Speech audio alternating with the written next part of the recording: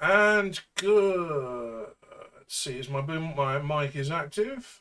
Good evening, anybody who might be here early. I'm not expecting it. We are still waiting for a Eric and a Sam. So Squirrel and Mr. Pump are still AWOL. But little recap of where we were up to last time. You were trundling your way through the mines under the mountain. You are currently on a task that the monks of time have set for you. The history monks. They have asked you to find an artifact. It's another artifact. You already have a couple, so it seems obvious that this is part of the general process. But what they've told you is that it has become an item of worship with the people who were charged to guard it. They are dwarves of a Samantha Webster style. They are dwarves. They live deep inside an ancient mountain, and a religion has almost grown up around this artifact. It's been down there for nearly 1,000 years. The last 400 years, they've not been in touch. Now, the monks were able to tell you that there is open trade with this part of the mountain, so people do go in and out, but not the way that you've got it, because you don't want to be attracting attention for this, because you're going down to steal their deity. So you were let in at the very highest, the very oldest part of the mine, secret door, which the abbot was able to open for you. Beckett! And you have worked your way through pristine, artisan chiseled corridors, with nothing to speak of to be found, apart from a couple of glowing worms, who are disposing of any organic matter that might be floating around, and a couple of giant gelatinous cubes that act as Roombas, who move through the tunnels, clearing up anything that shouldn't be there. Everything has been pristine until you found a barricaded room where the Roombas weren't able to get in. And breaking through the barricade, you found a dead dwarf surrounded by a ring of burnt-out candles. On the wall was a symbol scrawled in blood, and it looked like an eye with two diagonal slashed lines through it. Google was able to give you a little bit of advice on what mind sign is, but it doesn't bode well. Now, if you had checked behind you as you were leaving the room, you would have noticed the worms going in hungrily, because that is a generational feast right there. You continued through. You came to a room, a beautiful, arranged room that had a gold inlay running down the wall and across the floor. That's where the Roombas were. And lots of depictions of dwarven culture, from mining of metal to refining it to smelting it, turning it into gold ingots or whatever metal it might be. And also safety. Also depictions of the dwarves and their trade. Sam, you're in the stream, but we can't see or hear you. Can you hear us? Yes. Yes, we can. You hear me? Okay, if you can increase your volume, there we go. We can see you now. Just stick the mic up your nose, and we should hear you fine. About now. That's actually better. That's much better. Yes. You can hear me? When you were right up, we can hear you, but when you're right up to it, that's 1, 2, better. 3. I did rewatch last week's recording, and your mic in particular was very, very quiet. Mine. We are live. We're just waiting for Eric. Yep, he just says he's having trouble getting the kid down. Now. Is that any better? This is what happens when you store the kids in the attic. Whiskey. I would just say whiskey. That's what my parents used to do. My gran used to give me rum because that was a product of my home country. When we were teething, so you just rub a little bit of rum on the gums and it numbs it. Whiskey's the same in Scotland. Use whiskey here. I mean, I can't imagine doing that with tequila, but I'm sure it would work. That'd be disgusting. It would be effective. Yeah, Southern Comfort parties. The SoCo punch my parents used to make. I used to take a few sips and be right down. Well, the homemade grog that I was drinking last night definitely had an effect. Because that was Ray and Nephew overproof rum. I think it's about 70-something% by volume. And lemonade. And God, that had a kick.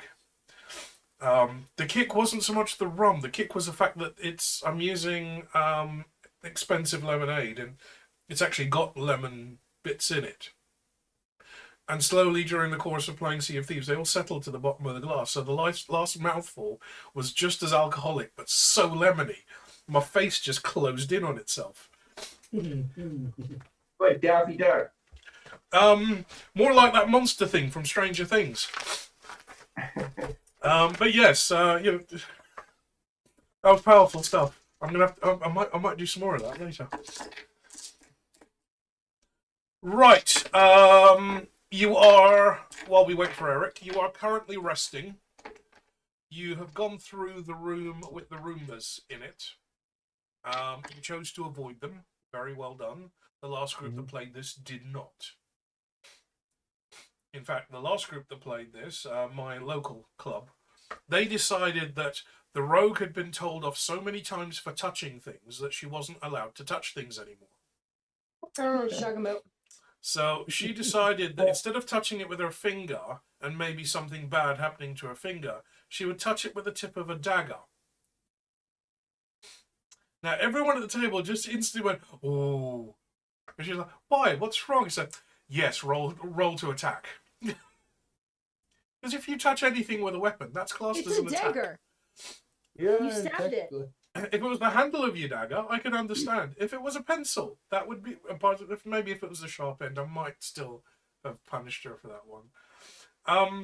It then took the entire party to get her out of there because it immediately started absorbing her. Good evening, Mr. Bump. There he is. Hello. It started absorbing her, and it took the entire party fighting this one Roomba to even slow it down enough that they could drag her out of the gelatinous cube. So, yeah, I think what was it? The Technomancer had a storm staff. So, 3 crystals and a staff. One does lightning, one does water damage, one does force damage. And she basically let them all off at once at full power while she was sitting on it like a broomstick. And basically jet boated her way across the room with like lightning crackling and water basically spewing out of the back of the staff, grabbed the rogue, and they all like buggered off before the Roombas could catch them. So it's like, okay, creative escape, but you shouldn't have gotten into there in the first place. Just an innocent green gelatinous cube, minding its own business, and cleaning the floors. If it had a floor polisher and little headphones on, it would almost have been racist. It had a job to do, and you got in the middle of its job. The party, on the other hand, had a million jobs to do, but chose that one to get wrong. So, still, it would have been a fun encounter. I think I have the wrong book. Sorry, continue. I think I have the wrong book. I need to get my right book. Oh, okay. How many D&D games does she play in now? Book. I do not have mine. Probably like an older one. Oh, this is why I keep I my got character it. I got it. stuff unlocked. My baby. I'm going to send you a howler for that one. Yeah, it's quite easier on your computer. What? Right. A lot easier on your computer. Okay, so It's we true. are live. Levels are got- good. All sizes.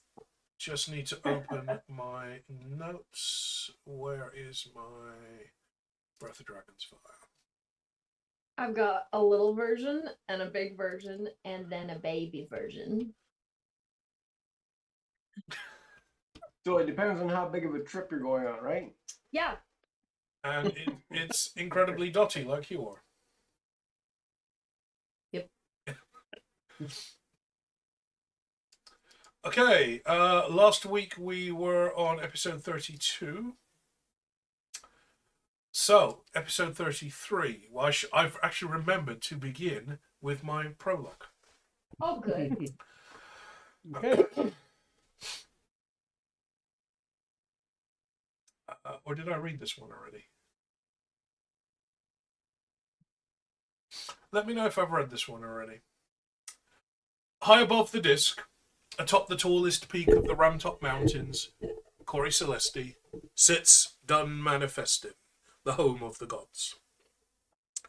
Recent emergence and subsequent chaos has left a bit of a wreck in disarray, including our players and the game board on which the mortal lives play out. The crocodile-headed god Offla scrubs at his charred scales with a file and a stiff wire brush. "Intolerable," he hisses. "They have entered the mine," growls Om. "They should never have gotten this far." "Merely a point of view," observes Blind Io. "But in the dark, perhaps you have opportunity to redeem yourself." Om snorts. "What is this?" The lady is pointing to a piece unlike any of the others, a dark shadow floating by itself on the game board. The cowled woman leans forward, picking it up in her hand, her hood glittering like starlight. "This one," she whispers, "is mine," her voice like moonlight. "But what is it?" presses Blind Io. "It is something none of you will comprehend. Something as old as the universe itself." Her starlit hood glitters, brighter, as she turns the piece in her hand. Nothing but a black shadow floating above her palm, moving and morphing like ink poured into water. "But that is against the rules," protests Om. "This is older than your game, than all of you, older than everything. This existed in the absence of everything. Yet it is everywhere. That you do not know of it is hardly against the rules." She speaks as a schoolteacher scolding a petulant child and places it back on the board. "Let's see what new pleasures you bring, my pretty." And so we end your long rest. You have hunkered down in the tunnels. So, any expended health, any expended spell slots, you have fully recovered. Mr. Pump obviously doesn't need to sleep, but I mean, he can do a personified imitation of snoozing. Just lay on the floor next to a wall and just cross your legs and. Do you snore? You fake a snore. Right, I need to Like get two rocks rubbing together. Better not. Yeah. Better not be woken up by the snoring. It would be impossible to wake you up, I imagine. You might need a jackhammer. Right. Right, let's get Bun Bun's mech suit image up, and we need our Discworld map. I am not fully prepared, yet here I am regardless. And there's the Discworld. So, interestingly, the course that I've been on the last few weeks, one of the guys there is also a DM, so we've been chatting about this game, and he's actually going to join my in-person club just across the river. At some point, he wants to join this campaign that I'm playing for them. So, like two of my other players in that club, they've watched this entire Twitch campaign to bring them up to speed on the story, because it's mostly the same story, before jumping into my game and actually watch. Bless him, James watched the entire 32 odd episodes over a period of 2 weeks. James Hardcore needs Some crazy. less downtime. Well, be nice, because he's probably going to be listening to this one as well. Because he Thank came you in. for listening, James. I'm sorry. Pump thumbs up. Glad Pump we thumbs up.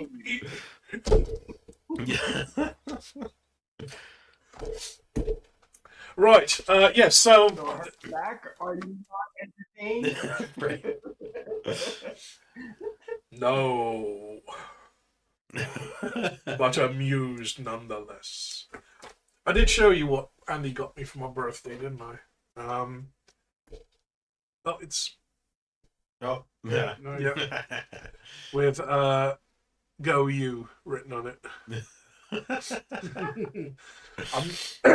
I've got to do some model painting anyway, so I'm actually gonna file that away on the scythe and put "Squeak" on it. Okay, who was that? I'm glad they're actually working. Thank you, Sam. Where's the other one? Ah, yes, the other one's down here. This is the one that his missus bought for me a little bit earlier. Nice. Now, it's a skeletal Oh, that's cat, cool. Yeah. but I'm actually going to reprofile the face with a bit of moulding putty and make it into a rat.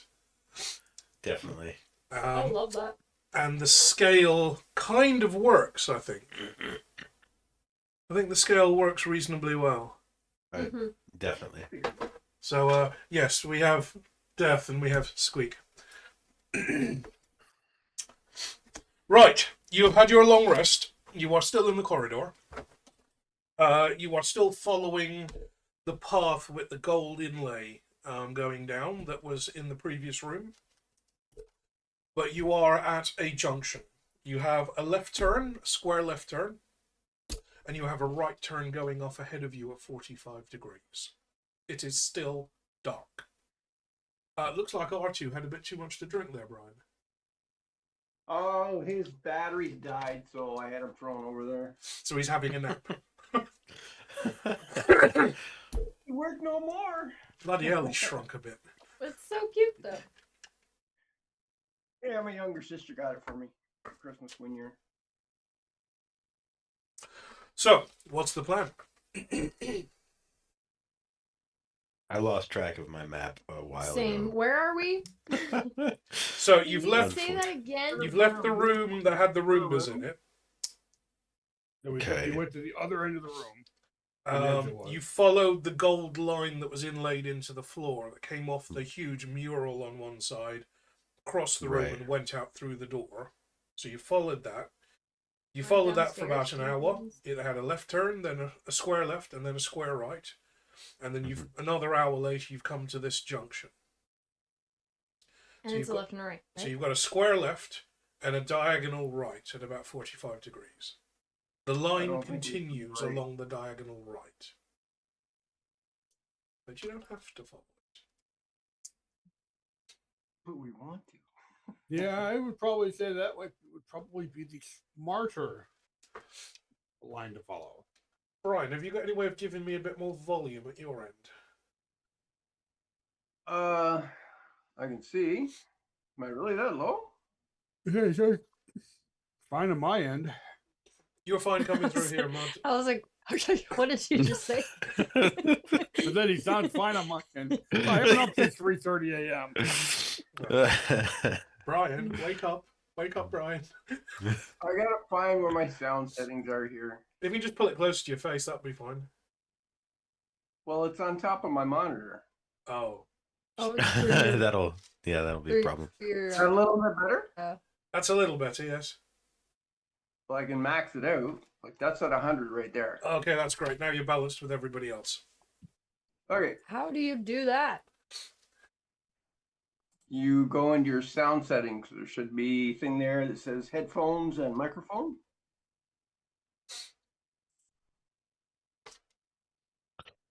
Because you've probably got Windows 11, Sam, it'll be in like 3 different places. Because freaking Microsoft. All right, so Yeah. square left, Or diagonal right. diagonal And right. The yeah. gold inlay follows the right-hand path.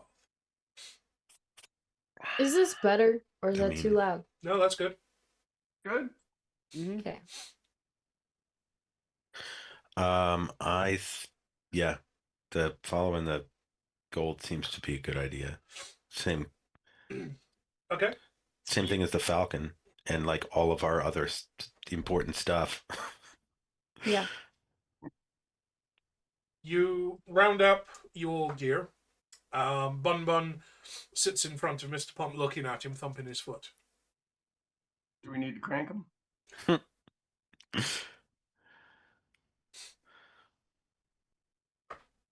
Do I need to roll anything to crank him? No. You know how it operates. It's a very simple Yeah. device. So you put about 15 or 20 winds into the machine, listening to the ratchet pull click and click and click as it goes through. The machine doesn't move until Bun Bun hops up into it. It hits a button on the console, then it kind of stands up a little bit straight, then starts flexing its joints. Nice. Maybe some Bee Gees music plays in the background while it does that. Every time you talk about him, I always think in my mind the ED209. You have 20 seconds to pet me.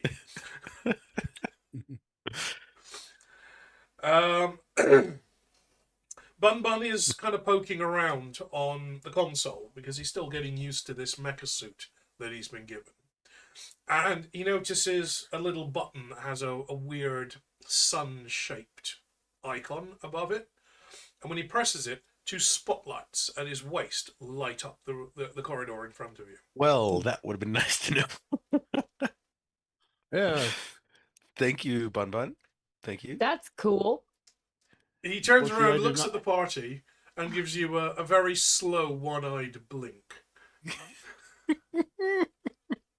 I'm wondering like- now if there's Got you. An actual sunbeam spell, like, that's a good thing there. another symbol that's like the brights, the high beams. High beams, Honestly, I'm just thinking about that scene from Goonies. some fog lights. Body blinders! Only problem, guys, batteries don't last so long. Bun Bun sets off in the direction of the gold line in the floor, following the right-hand kind of 45-degree turn. And you continue. Are you checking for traps? Are you searching? Are you doing anything along the way? Or just casually strolling along with a micro sun pointing out in front of you? I feel like we should. I would love to look at stuff. Yeah. Well, it looks like every other stuff that you've seen since you've come into this mountain. Checking for traps sounds great. Looking at stuff, good. Checking for traps, great. No, I was all into the just looking at stuff. Right. Yeah, that's why I specified. All shiny. Mm. The corridor is about 15 feet wide, just over 3 meters wide.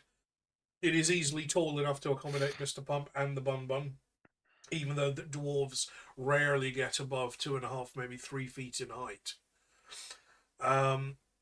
You don't see tracks laid in this part of the tunnel system.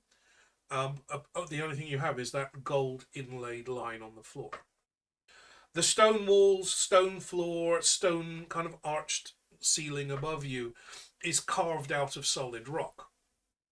But it is perfect. It's still perfectly smooth. It's like glass. It's been polished so beautifully.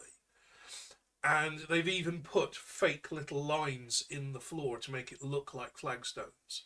But you can see immediately that there's no depth to it. It's just almost like a hairline incision in the floor to mimic a flagstone. What you do see more of is the wall murals. Various depictions of dwarven life just repeated over and over again like a frieze along the walls as you're walking. The same ones that we were seeing before. Mostly the same ones. You do see a couple of one or two new ones. There is one depiction of a very old dwarven battle. It takes you the best part of an hour to find out who the battle was against, because it was a really big battle, and you've got to walk past the entire dwarven army first. But after an hour, you discover that the battle was against trolls. Now, trolls in Pratchettverse are rock creatures, so they're living rock. And there are trolls there of all different sizes and shapes. Some look like boulders glued together. Some look like they've been chiseled out of almost like a fibrous style of rock, like granite can be. Some of them have been polished smooth. Some of them are wearing lichen and various plant matter hung around them like jewelry. Might some of them look like the stone that these walls are made of? Some of them, it's hard to tell because they're just carved into rock. But there is one that appears to be made almost of blocks, sharp edges and polished. When you say polished, you mean like slide down a pyramid polished? That's one way to put it. Good reference. It's Yeah. a callback. That's a callback. A little less rosy. Oh, okay. Maybe you'll find friends. And You'll at the find some of what seem like your own kind. They'll be like cousins. Right, yeah. At the center of the battle, you can see that there is one very regal-looking dwarf, based on the amount of armor that he's wearing, and the fact there's a massive crown on his head is a bit of a giveaway. Holding a huge double-bladed battle axe, about to swing it towards a troll. And the troll on the other side looks surprisingly faceted. The diamond in the rough. Now, it looks like they've carved little illumination lines out of it, almost as if light is streaking out of this troll. He appears to be holding the usual troll club, but this also appears to be faceted. And the implication is that the troll is made entirely of gemstone. And he is in the process of winding up for a big swing at this dwarf. Sounds slightly terrifying. Now, Little bit. can I get history rolls from everyone, please? Yeah. Probably worthless from me. Especially when I roll a 5. I rolled a Yeah. 15. -3. That's a 2. So Mr. I Pump knows roll what the a- word history means. That's about that. I Just got a barely. 21. I am proficient in history. 21. I rolled my I rolled a other. nine. I rolled my other die just to see. I also rolled a 5. 19 So, plus not 7, this one. 26. 26 or 21, Brian? 10. 10. Okay. So on a 21 and a 26, you are well versed with the battle that is being depicted here. This is the Battle of Coombe Valley. The Battle of Coombe Valley is celebrated in Ankh-Morpork every year by dwarves and trolls beating the shit out of each other in the streets after getting drunk all day. It is also there's the precursor to the kind of the build up, the warm up, the knockout rounds are days and days of continuous heavy drinking and fighting between dwarves and trolls, because the trolls believed that they were ambushed and the dwarves believed that they were ambushed, and that the other side are dirty rats for ambushing. Green Dolphin, welcome into the stream. Welcome into the chat. You are catching us kind of mid-campaign at this point. Discworld campaign, mostly homebrew, 5th edition. You'll kind of figure out the rest as you go along. It's high on stupid. This is the way. This is the way. Indeed. Amen. Hallelujah. Taurus Moon, welcome. Hi, Mel. So, a bit of background, because I missed this. You and Mel know each other in real life? Yep. She is with my friend of many, many, many years. And so we became friends. Oh, dear. Yeah. Yeah. You remember Drew and like that whole crew that I used to hang out with too, right? Remember them, because they were in your COD photos, weren't they? Yeah. Yes. So Didn't meet them. Drew was in there and Joe was in there. Mark helped us with setting it up. He wasn't in the actual photos, but Mark and Mel are together, and they live not too far from me. Well, welcome in, Mel. Nice. I think yesterday was your first time in Sam's stream. No, Yep. I think she's been there a couple other times this week. I think it's probably that I didn't know it was her. That could be. I recognize the name from earlier in the week. Mm-hmm. That makes him a better mod than me, because I had no idea what was going on. And I'm not a mod. I was like, he's not even a mod. Yeah.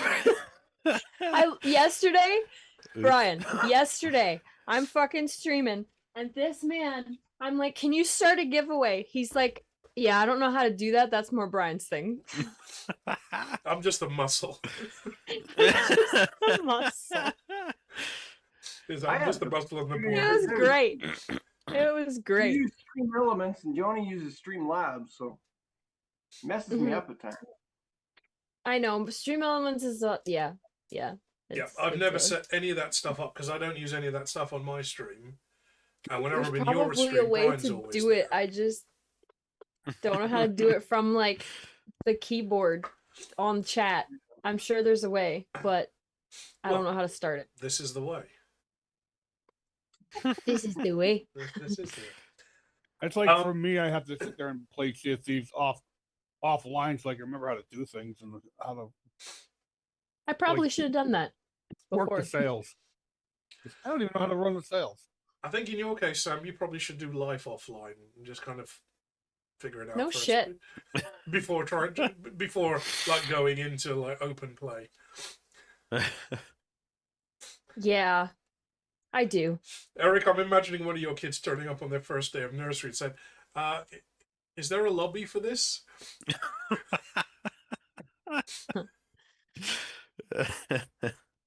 Hmm. Because I'm Oh, not my playing with these chicken. douchebags. Oh shit! My chicken. Aaron? Chicken alert! Hey, chicken. You made some chicken for dinner, for lunch. It's done. I forgot.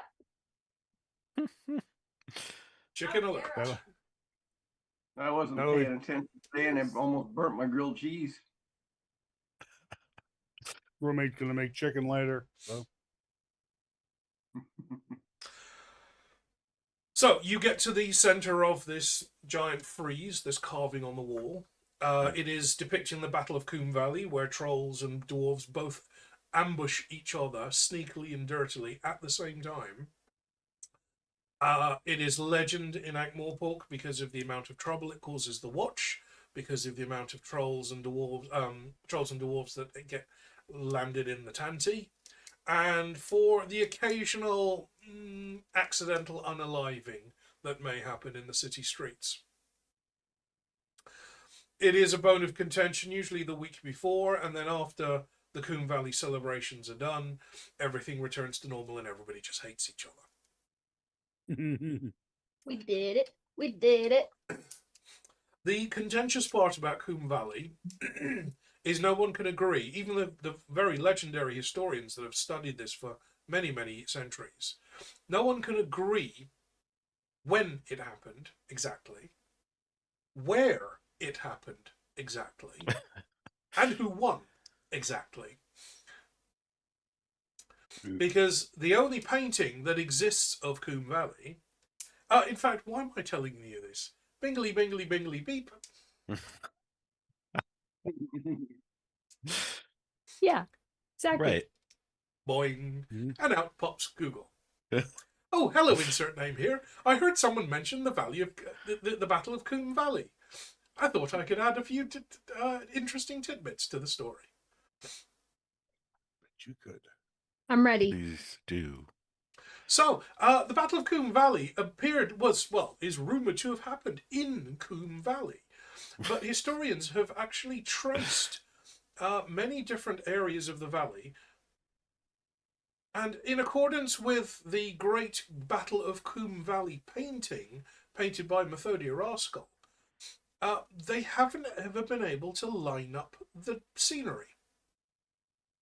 Now, Raskol's painting is absolutely famous in Ankh-Morpork as the only 50-foot-long canvas that depicts the entire Battle of Coombe Valley. Currently displayed in the Ankh-Morpork Great Art Gallery on the longest flat corridor that they have. Rumour has it, however, that Raskol intended the painting to be displayed as a loop, where you would stand in the centre and turn and take in the battle with all of its detail. However, many historians have actually taken this to the Coombe Valley location itself that is depicted in Methodia Raskol's painting, but cannot line up the landscape. The mountains are never in the right place. Now, this adds further fuel to the fire, that is, dwarves and trolls believing that they were in the right and that the other one started it first. It is still a bone of contention as to who actually won the battle, who started the battle, and frankly, who even attended the battle.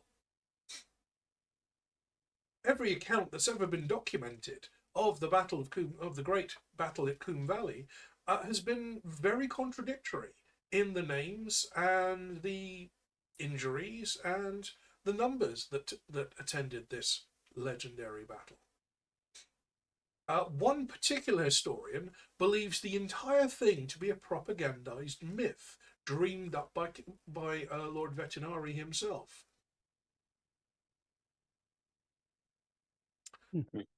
Unfortunately, nobody's seen him in some time.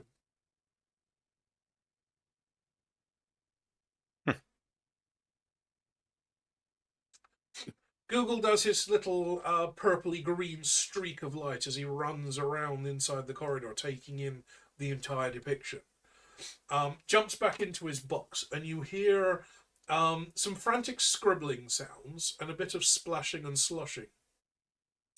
And out of the front of the box rolls this little length of paper as he has transcribed part of the central part of the mural onto paper.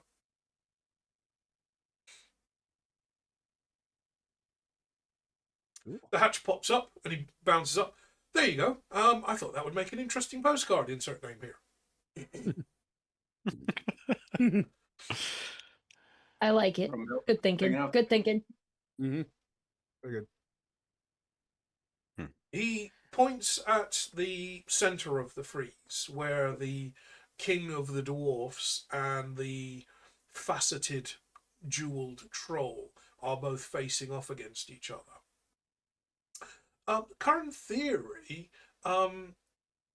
suggests that the king in this depiction is not the one that is reputed to have been at the battle, but may actually be a very old ancestor of King Rhys Rhysons.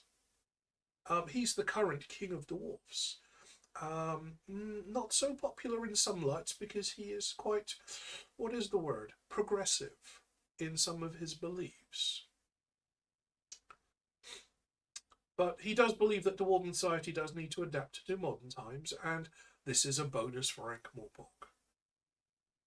I believe that some of the Grags that you are searching for in these mines would rather burn him alive than hear him talk about it. Hmm.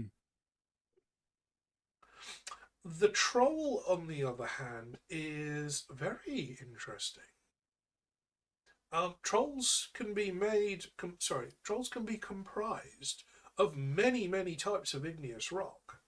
It is not uncommon for trolls to appear in marble form, although how long they stay in that form before they become paving stones is a matter of dispute. There is the rumour in Ankh-Morpork, and I'm not entirely sure if Commander Vimes did mention this to you when he set you on some tasks, but there is the rumour of Diamond, King of Trolls. Probably a pretty hard ass too. Yeah, these sound like some pretty indestructible things here. I mean, he's a very sharp guy. Right. Very bright, too. Wow. Wait, no, the double meaning. Okay. The Does he triple, sparkle? quadruple meaning. I don't even Flawless victory. Jesus. If you remember, when you first came to Ankh-Morpork, you got off the cabbage-powered coach. Sorry, the flying cabbage-powered stagecoach. Mhm. Yeah, There was flying. graffiti scrawled on some of the walls, and one of them was Mr. Shine, him Diamond. Mr. Shine Him Diamond. He is definitely a legend in the city. Depictions in various of Pratchett's books depict him as kind of an underworld mob boss. You never see him, kind of like the Kingpin. You don't see him. He's always covered because the minute he takes off his fur coat, he would just blind everyone in the room. Like Edward Cullen.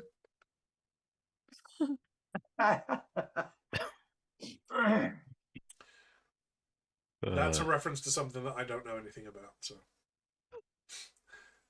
It's a reference to something that I unfortunately know things about. That's what I'm saying. Right. is this where I'm going to either insult or please Eric by calling him a weeb? I had friends in high school that liked the movies and the books and did not stop talking about them, so I had to know about it, unfortunately. The books weren't bad, but then you see the movies and you're like, oh, what did Yeah. you do? I wouldn't know anything about the crossover between the two. I just know that I got drug into one movie. Which turned into 5? No, I think I only saw one in theaters. It was because my friend paid for it, and it was hilarious because it was obviously filled with like, teenage girls and their moms all swooning over these two dudes. And within the first like 10 minutes of the movie, the film melted, and I was just cracking up, and everyone else was like, no. Oh my god. That's amazing. Yeah, it was fucking great. I think it was Wow. right when one of them was taking their shirt off, so it was even more hilarious. Oh my god, that yes. Oh my god. Oh my god. I have never understood the love for these tool bags, but you never know. It's teenage Yeah, girl porn. no. That's all it is. But I was a teenage girl at that time. Yes, but you weren't obsessed with one girl's dilemma between bestiality and necrophilia, were you? No. No, I like rocks. And we're back to trolls. No. So coming back to Diamond King of Troll. Yeah. So yes, that's Google's assessment. He has reproduced the frieze in it looks like pencil and charcoal. But that's come off in a long, basically just looks like a really long receipt that's been printed off from something. Thermal paper. If it was thermal paper, I would be curious as to how would have created the image.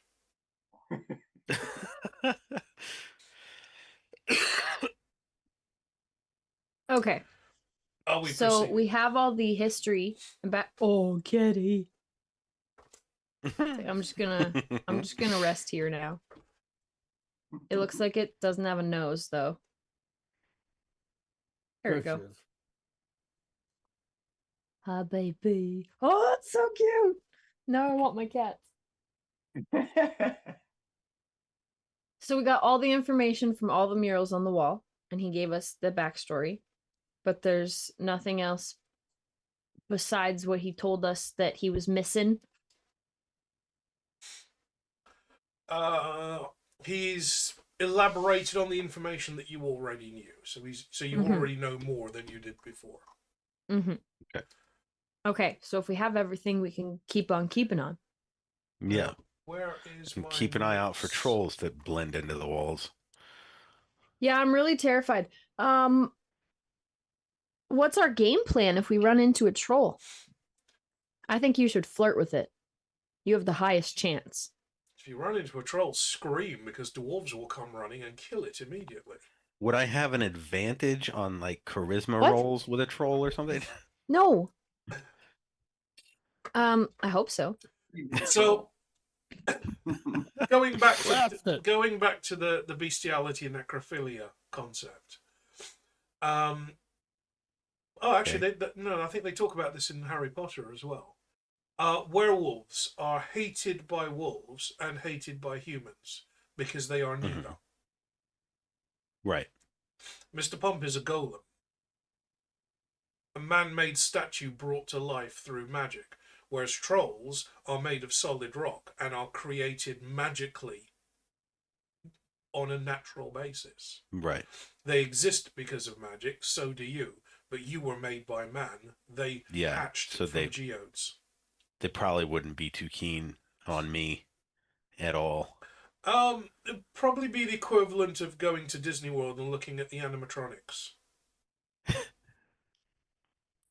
Gotcha. Okay. Yeah. So remember, the things Tack wrote. I'll read them out again. The first thing that Tack did, he wrote himself. Tack being the god of dwarves. Right. The second thing Tack did, he wrote the laws. The third thing Tack did, he wrote the world. And the fourth thing Tack did, he wrote a cave. The fifth thing Tack did, he wrote a geode, an egg of stone. And in the twilight of the mouth of the cave, the geode hatched, and the brothers were born. The first brother walked towards the light and stood under the open sky. Thus he became too tall. He was the first man. He found no laws, and he was enlightened. The second brother walked towards the darkness and stood under a roof of stone. Thus he achieved the correct height. He was the first dwarf. He found the laws Tack had written, and he was endarkened. But some of the living spirit of Tack was trapped in the broken stone egg, and it became the first troll, wandering the world unbidden and unwanted, without soul or purpose, learning or understanding, fearful of light and darkness. It shambles forever in twilight, knowing nothing, learning nothing, creating nothing, and being nothing. These are the things that Tack wrote. The dwarves were racist motherfuckers. Mm.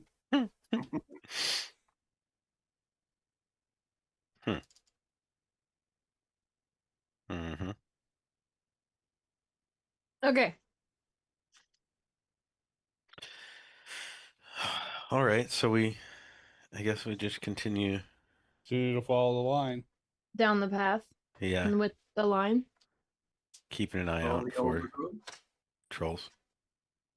Traps, trolls, Mm-hmm. trinkets. Odds and ends, that sort of thing. Could be Bric-a-brac.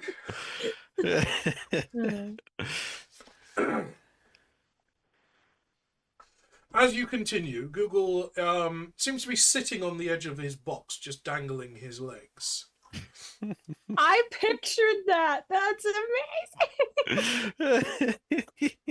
Now, I Terrible. don't actually I can remember. picture him dangling his legs. Just like That's what I sightseeing. would Just do. like, I can't remember how far we got on this, but Google's notes on dwarves. We talked about dwarves being literally minded. That the senior advisor to the Low King is called the Ideas Taster.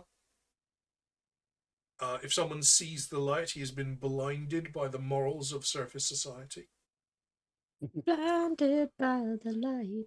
And that the dwarven species' Latin name is Hortus Decorus, aka lawn ornament. Wow. I assumed that would have been the gnomes. Right. Google is No, holding a big- sheet like a long scroll of paper. Continuing my notes on dwarves, I have been doing a little more research, insert name here. Dwarves tend to be miners. They have a natural fascination with minerals, especially iron and gold, and feel more comfortable underground. Their mining has led to long-standing enmity with trolls, who are, of course, made of rock, and have a tendency to remain motionless for long periods, and dislike the fact that when they sleep, they can wake up finding themselves as an ornamental fireplace. Whilst dwarves dislike the fact that there is a rock that can wrench your arms out when they have found it.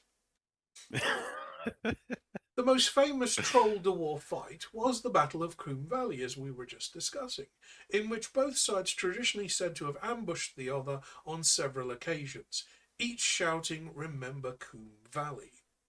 The dwarvish board game of Thud commemorates this or these battles.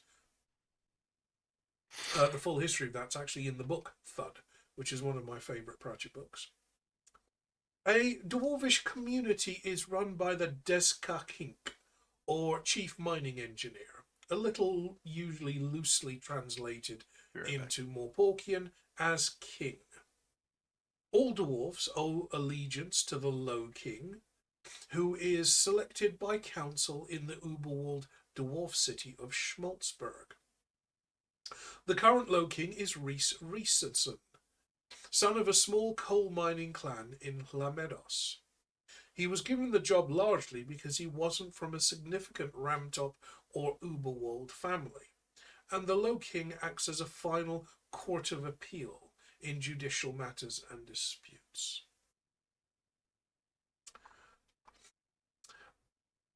The primary weapon, other than bread products, in dwarvish culture is the axe, which is often used even when the frequently confined spaces of underground tunnels makes them rather impractical. A traditional dwarf axe is multifunctional. One side is used as a pickaxe for prospecting, and the other side is a battle axe used if someone tries to stop them. Axes are so important culturally that dwarvish Ankh-Morpork watch members are allowed to use them instead of the regulation swords, and both male and female dwarves typically carry decorative axes to social functions. I believe you have met Sergeant Littlebottom in Ankh-Morpork City Watch House. She has been quite famous amongst female dwarves in the tradition of standing out as female. There is tendency among dwarves who in their native minds are often soft-spoken and respectful to suddenly transform into beer-swilling, brawling, axe-wielding cliches when they go abroad. Kind of like the Scots. It's noted that a lot of, that is to say all of them, dwarven drinking songs, except Hi-Ho, seem to comprise of the single word gold, repeated in a sing-song fashion, as in gold, gold, gold, gold, gold. Or the legendary #1 dwarven chart topper, gold, gold, gold, gold, gold. Or the recent Year of the Sideways Prawn smash hit, gold, Gold, gold, gold, gold, gold, gold, gold. Some dwarves attempt to project a greater machismo by carrying more and larger axes and wearing heavier and more elaborate armor than standard. This in Dwarvish is known as clang. Oh. Bling. Not bling, it's clang.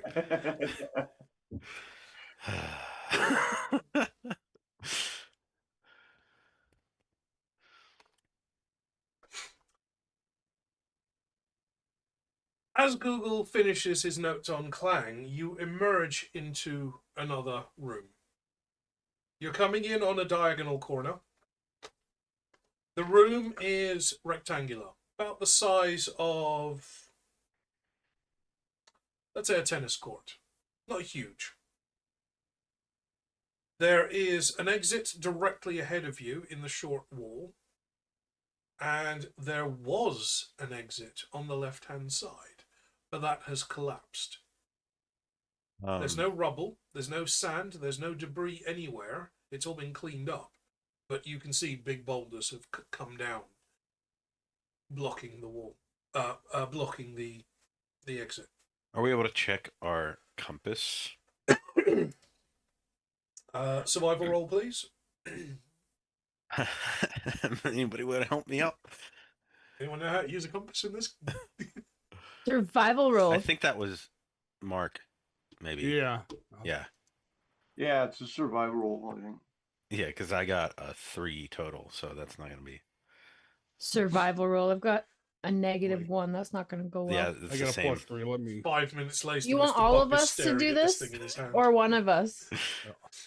I feel like the best. I feel like I would just hand it to who knows how to read it, like, which would be Mark's character. Yep. I got to roll the 21 on my do the Okay. digital. 21 is excellent. Are you standing in the doorway or standing in the room? Let's say standing. Well, okay, Probably- yeah, you say you're doing it. So Yeah, I probably would be standing in the doorway. Most likely we came in. I feel like we would all be in the doorway. I was like, I'm eating chicken, but the fucking doorway. So you're standing in the doorway, which comes in the corner of the room, Mhm. and you can see the room out in front of you. The compass is pointing hubward, as it always will, and it seems to be pointing at a right angle to your left. Okay. Towards the collapsed Paradox. would it be Right essentially towards the collapsed doorway? Not to the collapsed doorway, no, it's just diagonally. If you're coming on one corner of a short side, it's pointing to the other corner of the short side. Let's say that. That's towards the hub. Okay. Which is where the other doorway is? Or The other doorway is directly opposite, because you've come in on one short wall of a rectangle, and the doorway is directly opposite you in the other short wall. Mm-hmm. But then you said the left side was the collapse side, right? The left side, the one on the, as you're looking at it, which is pretty much directly across from you, if you're looking at the middle of the long wall, is the collapsed corridor. Now, the inlaid line that you've been following continues into the center of the room and then goes along the center of the room to the open doorway on the opposite side. Well, I say open doorway. There's definitely a door, and this is the first door that you've seen. But it's open. You'll need to get into the room to find out. True. Everything's dark, We're not in remember, it. apart Okay. from the floodlights. Okay. I'm scared. Okay, so at least we know the the general direction that the thing's pointing towards. Right. Okay. Yeah. Toward the hub, which is Can we see anything in the room with our night vision? You don't need night vision, you've got 2 floodlights in front of you. Oh yeah, Bun Bun, go Bun Bun. That's kind of ruining your Um, night vision, if anything. Yeah, I put mine up. yeah, I'm- I'll put it up because then I won't see. While you're bickering over which way is Hubwards, Bon Bon goes clomping into the room. Oh fuck. He stops in the he's following the little gold inlaid line in the floor. He stops Ooh, as the shiny. line kind of bends and then turns to the right along the long edge of the room, continues following until he's standing in the middle of the room and does a little circle. Just kind of like clomping around in a circle, looking at the entire space. You see very clearly once when the floodlights play over it that the wall did have a doorway there, and it looks like there is an archway with the perfect little right angles carved perfectly in the wall, and then within a couple of feet it's just piled up with huge chunks of stone and rubble. But no little small bits, they've all been swept away. As he does a little quick circle of the room, he illuminates the walls as well, and you can see that there is decoration all the way across this space. You can also see in this space there are what can best be described as pews, like church seating, long, narrow benches laid in racks against the long wall in front of you and the long wall just to the right of you. This appears to be some form of waiting room. Is there any writing around the room? In the Like quick signage? sweep of the floodlights, you didn't see any dwarven writing, no. But there were lots of pictures carved into the stone of the wall. I'm gonna go sit on one of the seats and wait because it's the waiting room. I'm gonna do what I'm told. You sit down on one of the benches. It is cold. Very, very cold. It is a long, straight, pew-like bench, maybe 10 feet, not 3-ish meters in length. And it is carved out of solid stone. But it's been decorated with a gold-looking metal. When you sit down, you can see that in the stone has been basically chiseled away into the stone, and then metal has been inlaid into it to give patterns all across every face of the bench. Now the So you patterns can't look. hit these benches over, right? They're part of the floor. They don't appear to be part of the floor. They do appear to be sitting upon it. Ah, The patterns appear to be the same Greek key symbol, the kind of square coil symbol that you've seen elsewhere in the mines. And on the walls, you can see, again, a lot of the images that you've already seen as you've come through. Pictures of dwarven culture, pictures of dwarven life. But you see a new one on the back wall, just above where the doorway stands. And this is the first time you can actually clearly see what the door is. The door is made of iron. It looks very similar to a submarine door or a battleship door. Slightly curving out towards you, banded iron, strips along vertically and horizontally, and a spinning handle in the center. It's a pressure door. That's open. As Bun Bun kind of plays the light across the pressure door, Google pipes up. He's like, "Oh, insert name here. I haven't seen one of these yet." Oh, fascinating. These are the legendary dwarven pressure doors. These are always fitted in pairs and used to isolate various parts of the mine from flood, from gas, from fire. To see pressure doors in the mine would indicate that this is a very important space.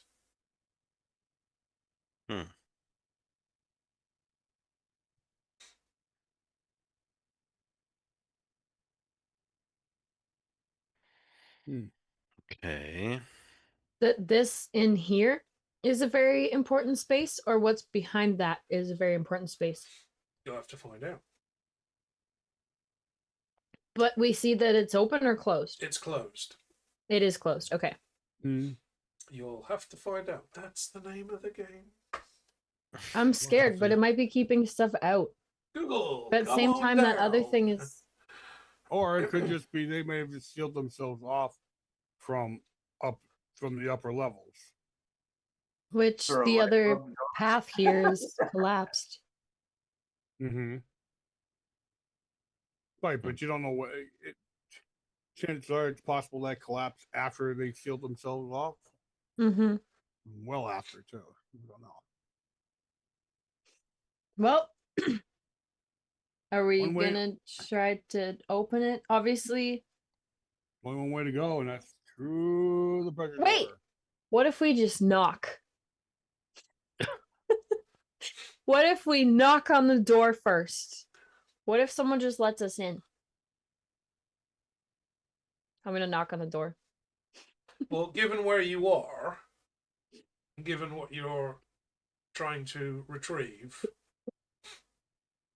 this could be roll for initiative. I'm just trying to see what will happen if I knock on the door, if there's going to be an outcome or if there's going to be nothing and then we have to continue on our own fruition. However, what if I knock on the door and there's a fucking fairy on the other side? Who knows? I want to roll. I've got You two say roll sets for of what? dice out, and I don't think I've got enough dice. What'd you say? Roll for initiative? It could be.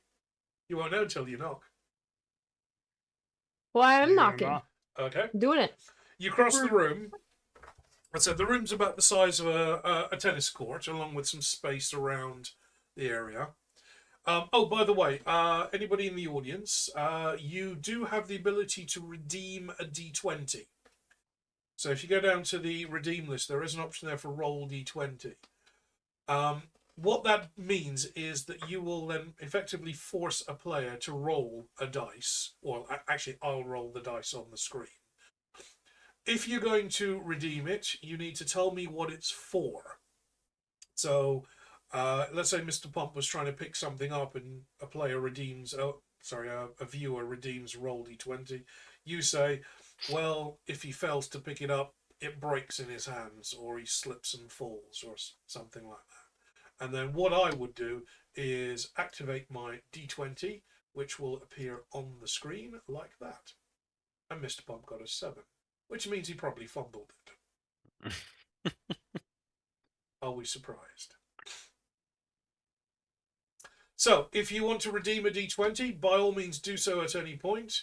But do remember to put in chat what you want to redeem it for. It is Right. cool. Are you knocking on the door? Sure am. There is a clang, clang, clang sound. The door I is don't know made how of hard iron. do you think my hands are? Trolley. The door is made of a very thick iron, and it is firmly closed. Nothing And I happens. knock on it and nothing happens. Nothing happens. Okay. It doesn't morph into a mimic and try and eat you. That is really good. That wasn't the goal. That wasn't the outcome I was hoping for. Okay. Well, we're trying to get through the door then? Right. Is there a way to unlock the door from this side? Said there was a wheel, right? So there's one of those little spinning handle wheels like you see in World War II submarine movies. Okay. Start. They're my favorite. I I'm gonna love try to start those spinning movies. it. Try to start spinning it, turning it. Andy and I, who do movie nights here, Andy's one of my players. Actually, he's my lead player in the real life campaign of this. We regularly do seasons of different types of movies because he comes around every Tuesday night. The last war movie we watched, because we watched a whole spate of World War One, World War Two movies, like week to week to week to week, and kind of got burned out on it. But it was leading us up to going down to the Royal Air Force Museum down south, where they've got Spitfires and Hurricanes actually on display, and that you can touch and examine. I was kind of building him up to that. He didn't know that I was planning that day trip. But we did watch one kind of off-topic war movie, which is Greyhound. I think I broadcast that on Discord. I think it was that Moko Tom was the only Hanks? one that was watching it at the time. It's a Tom Hanks movie. It's from Apple TV, which means it never got full adoption. Most people haven't seen or heard of it. Yeah. And it is I have it on my watch list for Dawson and I to watch. Was it good? it is an excellent film. The Okay. the time flies by when you're watching it. The premise of the story is America is not yet fully into World War II, but they're escorting all of the cargo ships that are coming across from the US to the UK, because those ships are being attacked by the U-boats. So there are American destroyers that are trying to get as far as they can before running out of fuel, or being taken out by these U-boats, as the U-boats are basically hunting down the ships carrying fuel, the ships carrying munitions, the ships carrying medical supplies and such. So U571. I think that's the movie. U571 is the I other love side of that a movie. similar story, because that's the view from the U-boat, and they're hunting the U-boat. So Yeah. the I love that movie. Greyhound focuses on one major character, which is Tom Hanks. Yep. And it's basically 24 hours of his life while they are being hunted by these U-boats, and they're trying to defend this fleet. And you literally, the film starts when he wakes up, and it finishes pretty much when he goes to bed. And it's that 24-hour watch, because he doesn't leave his post until they know that they're safe, or at least that's his intention. And all you see is him under so much stress and so much tension. It's a fantastic film. I'm not going to tell you how it ends, of course. No, I want to watch it. Definitely worth watching. Andy had never heard of it, and he's heard of every war movie ever made, and even he thought it was incredible, because the 2 hours just went by like nothing had happened.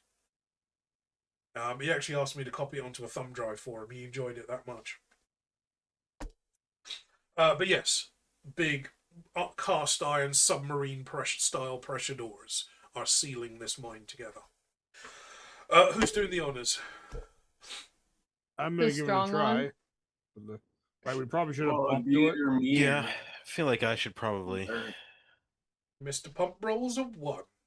The handle breaks off in his hand. I did not roll a 1. I rolled a 2. Oh, All right, total off. tragic telegraphing. Well, was it just a strength or? Yeah, it's just a strength roll. All right, let's see. 7. He's just not feeling it today. If it's athletics, can it Mr. be? Pump's under the weather. Can it be athletics? Well, unless you're going to do like a backflip as you approach the door. That would be acrobatics, wouldn't it? Yeah, that would be acrobatics. Yeah, I don't have So anything. Mr. Pump kind of flexes a bit as he kind of walks, like squares up on this door, takes it in his hands, and whoop, the door opens with no effort at all. Strength allows you to jump farther than normal, stay afloat in rough water, or break something. So, because in that case it would be an 11. Yes, which is you've still succeeded not on great. that many times, haven't you? The door, the handle spun open with no effort at all. You could have done it with one finger. You could have done it. You Go, could have Mr. done it Pump. holding someone else's finger. Or not. Yeah, Mike could have done it with my Well, he'd 0. probably lose the hand though if he's holding Yeah. the finger. Keep the finger, but lose the hand. So the door, the lock mechanism is very well maintained, even up here in a relatively abandoned part of the mine. And as you spin the handle, you can hear bolts winding in on the inside of the door. You hear a clunk as the bolts reach their center point, kind of like a safe door would be. As you turn the little spinner, the bolts wind in on a screw. And the door just kind of sags forward on its hinges a couple of millimeters. So as he goes,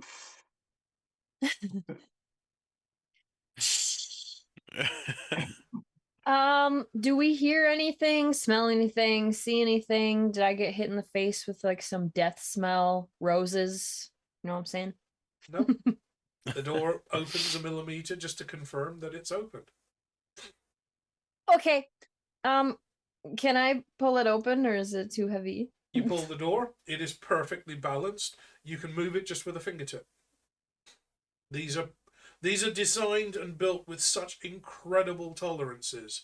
You could blow on because this they're door. for little people. You could blow on this door and close it. Bring Okay, let's Yes, remember for she said dwarfs. that and see if she says it in front of an army of dwarves later. Oh, she definitely will. She definitely will.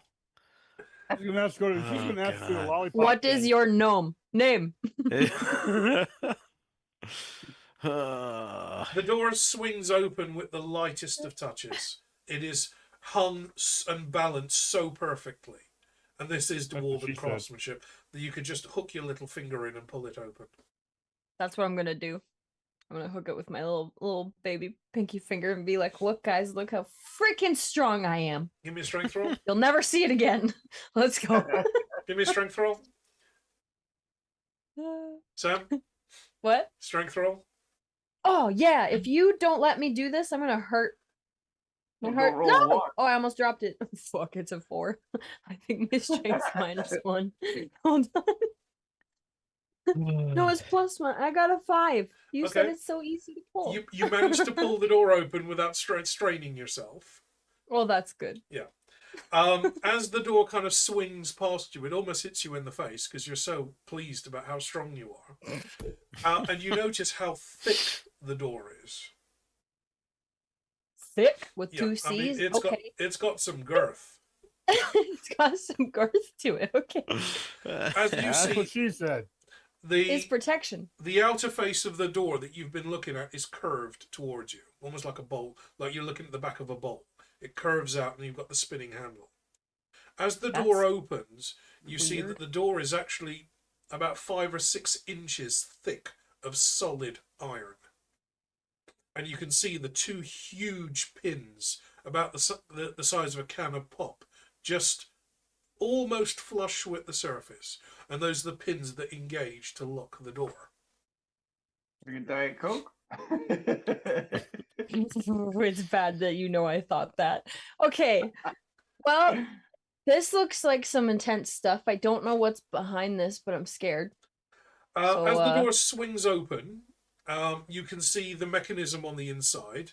So you've got the kind of spinny handle that you turn with a huge cog, and then the pins have got like a helical coil, like a screw, cut into them. So as you turn, it moves the pins horizontally. There doesn't appear to be grease on the mechanism. Everything is pristinely clean. well, And, yeah, they've got gelatinous cubes. and you can see the back of another door in front of you. These are installed in pairs. Oh, you Now, did say that. I'm going to explain this now because you're going to need to know this later. So, cupped hand is one pressure door. That would be the side with the spinny thing on it. Other cupped hand is the other pair, is the other of the pair. And the And it idea opens is to that when they one open, they always open outwards. So if there is an explosion on this side of the mine, the door will slam shut automatically. Or if there is a flood, the door will slam shut. If anything happens on this side, the door will slam shut. The gap between the doors is barely enough to breathe, to basically to hold, possibly even Google in, because you've got the mechanisms that are inside the door for the doors themselves. So the doors are designed and fitted in pairs, so that if anything happens on either side, they will slam shut and seal off that part of the mine from flood, from explosion, from gas. But just that little spot? Well, you're not supposed to be in between the doors when they shut. But it's just to protect one side from the other if right something back. happens and vice versa. So if anything happens basically. on this side, this door will close, and then everybody in here hears the door slam. They can then come and close this door to reinforce. So it's acting like a physical airlock between the different parts of the mines. Now, this is designed to protect against fire, flood, explosion, etc. Notice how he keeps reiterating that? Mhm. Okay, well, but is there a mechanism on the other door You can on see the inside? you can see the open mechanism. You can see the two bolt screws, and there is a little handle on the back of both of the doors, Okay. so you can open the door from this side. Okay, do we agree we're moving Yes. on? Well, it's Yeah. the only way to go to this room. Yeah. Mhm. So Well, it we don't doesn't really hurt. have much choice. We want to go further. You spin the handle, it turns freely as if there is no resistance to it at all, almost like turning a little pinwheel. And give the door a gentle push, and with the gentlest of pushes, the door opens. Can we hold Okay. it up and blow on it? Do you want to try and blow on the door to see if you can open it? Well, you said it was a pinwheel. The door swings open, again with the lightest of touches, into another corridor. The corridor has one row of pews, stone gilt inlaid pews lining the walls. And after about 100, 200 yards, 200 meters or so, you can see that corridor terminates in another room.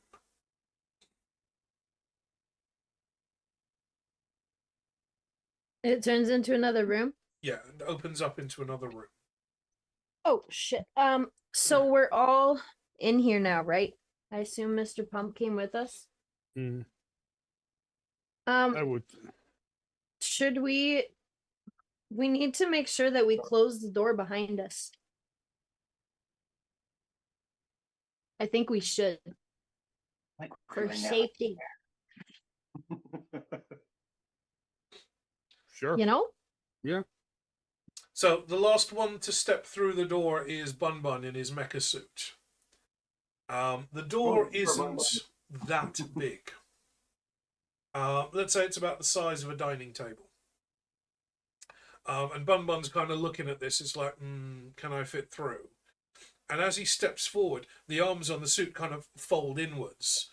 The little kind of ear flaps fold down, and it kind of squats down a little to make itself a bit smaller. I love it. Bun Bun is positively grinning at this. I'll bet. I would be too. I'd be like, yeah. Mr. Pump's gonna be sad that he didn't notice this. So as he steps through, he pulls the outer door shut behind him and just gives a whoop with his finger and spins the door closed. And then as you all move into the corridor, he just kind of flicks the door and it swings shut and go whoop with his finger. Perfect. That's all I wanted. I wanted to make sure we were safe. Yes. Let's not piss off the people we're about to steal from. Mm-hmm. Yet. You are in a long corridor. The room is floodlit by Bun Bun's spotlights, but he's at the back of the group now, so everyone else is getting in the way, including Mr. Pop, casting a massive shadow at the other end of the room. Make shadow. You have this corridor filled with these, well, basically one row on either side, full length of these stone pews. Mm-hmm. Now, nothing appears to be carved on the wall pictorially, but you can see that there is dwarven writing written on the walls, and it's the same thing repeating over and over again. It's the things Tack wrote.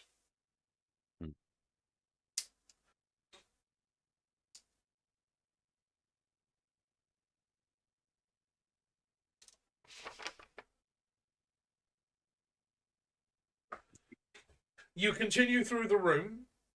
The gold inlay is still in the floor in this part of the space.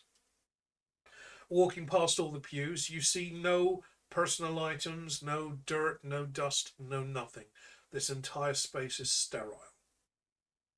And you approach the other end of the corridor, and it opens up into a large square room, about the size of, say, a basketball gymnasium in a high school. Damn. This room is also filled with these pews, but they're arranged they're all facing the same direction. Now you appear to be coming in on the long side of the rectangle. So as you step into the room, you can see that the pews are all facing that way. Almost as if Which you're way? walking into a church from a side door. Okay. All facing to the. So as you walk in, they're all facing to your right. Okay, yeah. Okay. Now there is a gap in the walkway as you come in. You can see the inlay is going into the centre of the space, and then when it gets to the centre of the room, in the aisle between the pews, it makes a hard right turn to the far end of the room. This room is decorated all around the walls. You can see pictures of dwarven life, but these pictures seem to be focusing very much on religious worship. Worshipping tack, basically. Now, Tak is not a god in the traditional sense. Tak himself is not worshipped. Tak is the creator. He did this thing and buggered off. What is worshipped is the king of the dwarves, the Low King. But they do not worship Tak directly as a god. Okay. What you can see Is that on... what the writings are? Well, these aren't writings, these are pictograms. These are pictures depicting the crowning of the Low King and the story of the preparation of the crowning. And as you follow the images all the way around the room, you see the exit on the far right-hand side of you. And you can see above the doorway, there is a picture of the king himself sitting on top of his scone. And around him, you can see the king's senior advisors, all in heavy leather robes. They all seem to be sitting cross-legged on what at first might be a cushion, but given that it's dwarves, it's probably going to be made out of solid rock. To the sides of either of these advisors, you can see piles of offerings. There are bars, like bullion bars of various metals. You can see an awful lot of what looks like bread buns. And you can only determine they're bread buns because they're about that big and they've got like a little cross in the centre that's opened up slightly as they've been baking. Hot cross buns. These are more likely dwarven battle bread. Mm. Stale as hell. Heard of that, man. Again, the room is pristinely clean. There's no evidence of any personal effects left here. Cubes.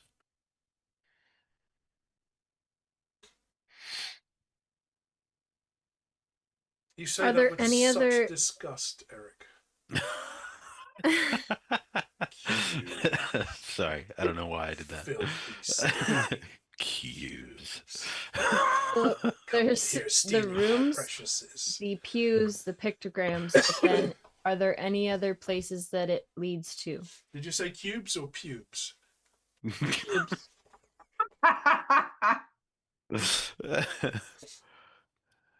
So there are three exits in the room. There's the entrance that you've come in through.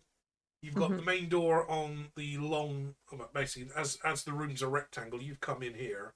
There's another door directly opposite you, and then there's the main door on that side. Why is Mark suddenly? Because I've put my hand up apparently.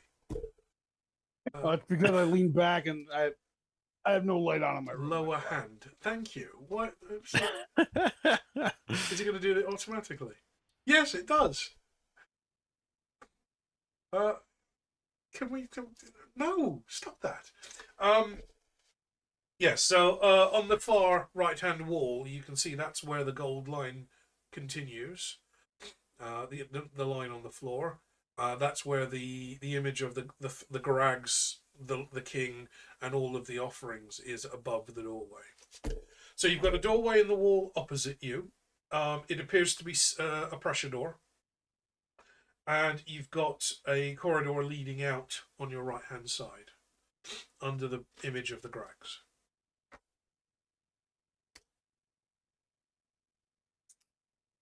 Now we are at 20 past 10, so I think we're about halfway through for tonight. So I am going to suggest we take a break.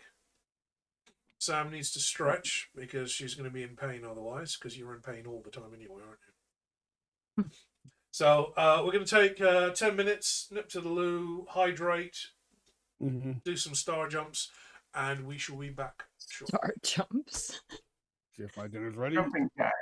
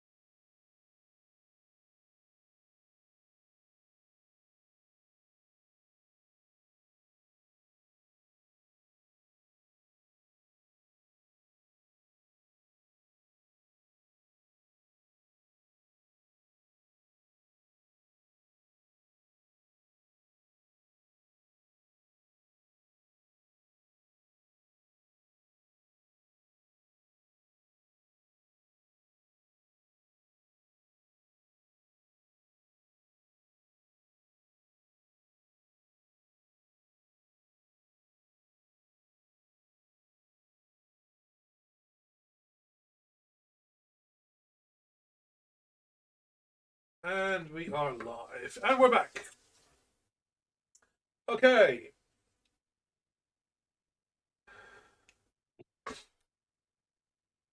You are moving down a long corridor with one line of pews. Pew pew.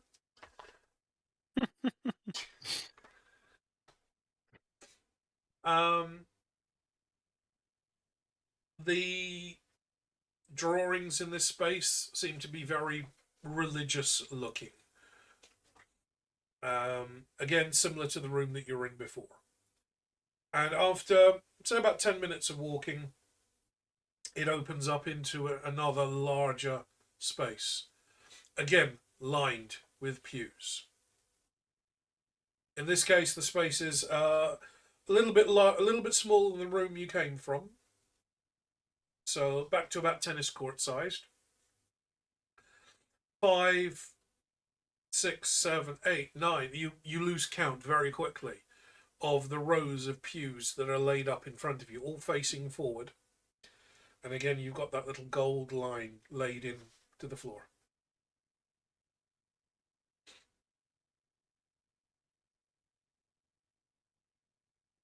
You I think we continue decided walking. I'm wondering what Sam was sitting in those pews is like, where's her knees up to her chest? Because they are for dwarves. Mhm. Maybe dwarves like to dangle their feet. You know, I've heard of that. You continue Were you forwards following through the the line or room the pictograph? and step through the doorway. Again, the doorway has the depiction of the Grags, the Low King, and various offerings laid out around the room. This time high on the walls above you as you're walking through this room of pews. Pew, pew, pew, pew, pew. It's pictures of various dwarves bringing offerings, almost like the three wise men traveling to see baby Jesus.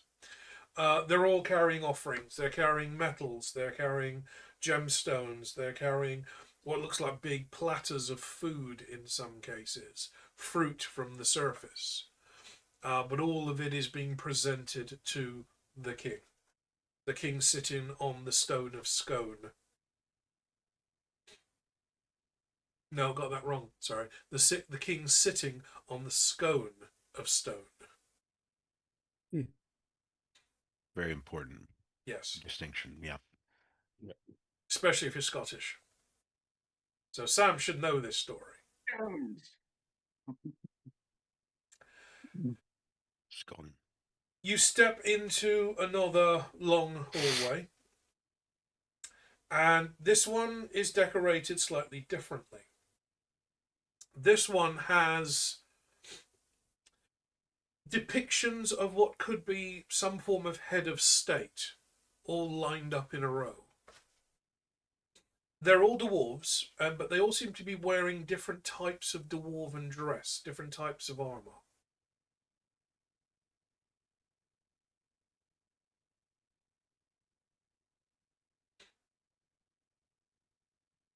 Get a history roll from In anyone? the same room with the pictograph in it?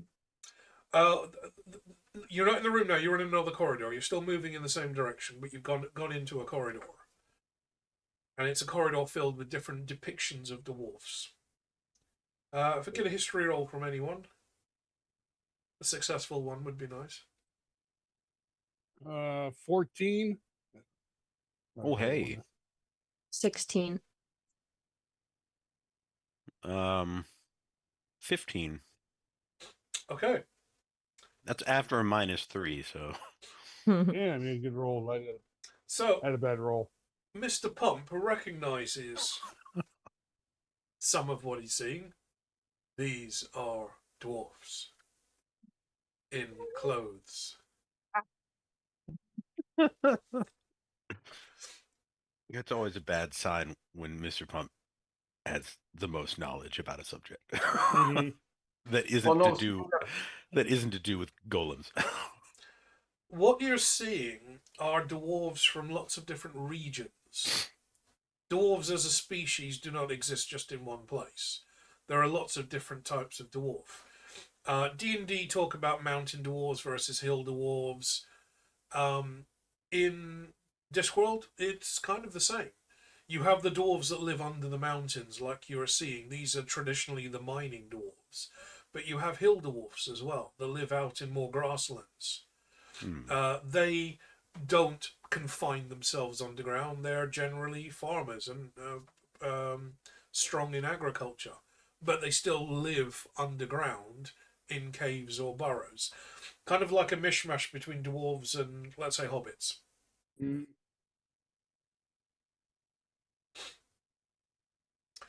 The different armors appear to depict different tribes of dwarf or different cultures or subcultures within dwarf, with similar thick leather chainmail, but different dwarves have different styles of chainmail, maybe like a double knit or a single knit or a cable knit, decorative knits rather than just loops of chainmail.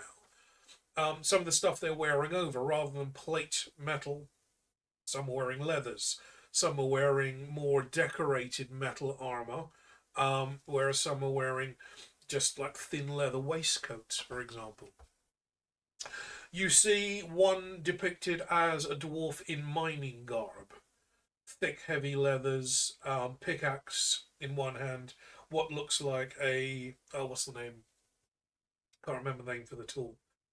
At one end it's a spike, like a pick, and then the other end is like a flat shovel, like a hoe.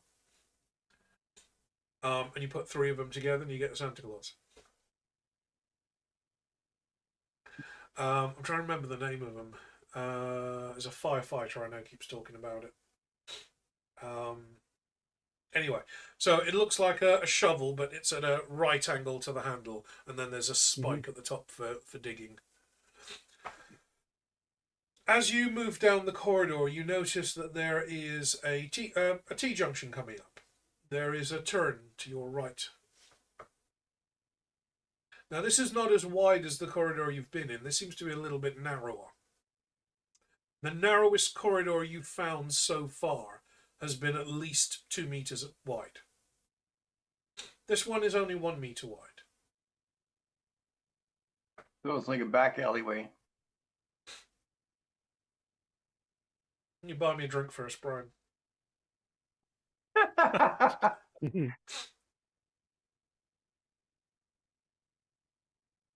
So you can continue straight ahead, or you can turn to the right. The gold inlaid floor continues straight ahead. Do we want to keep following the gold?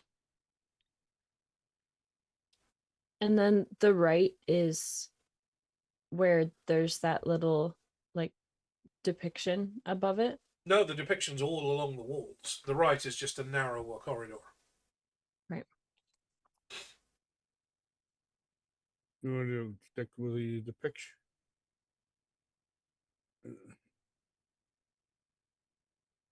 Did we?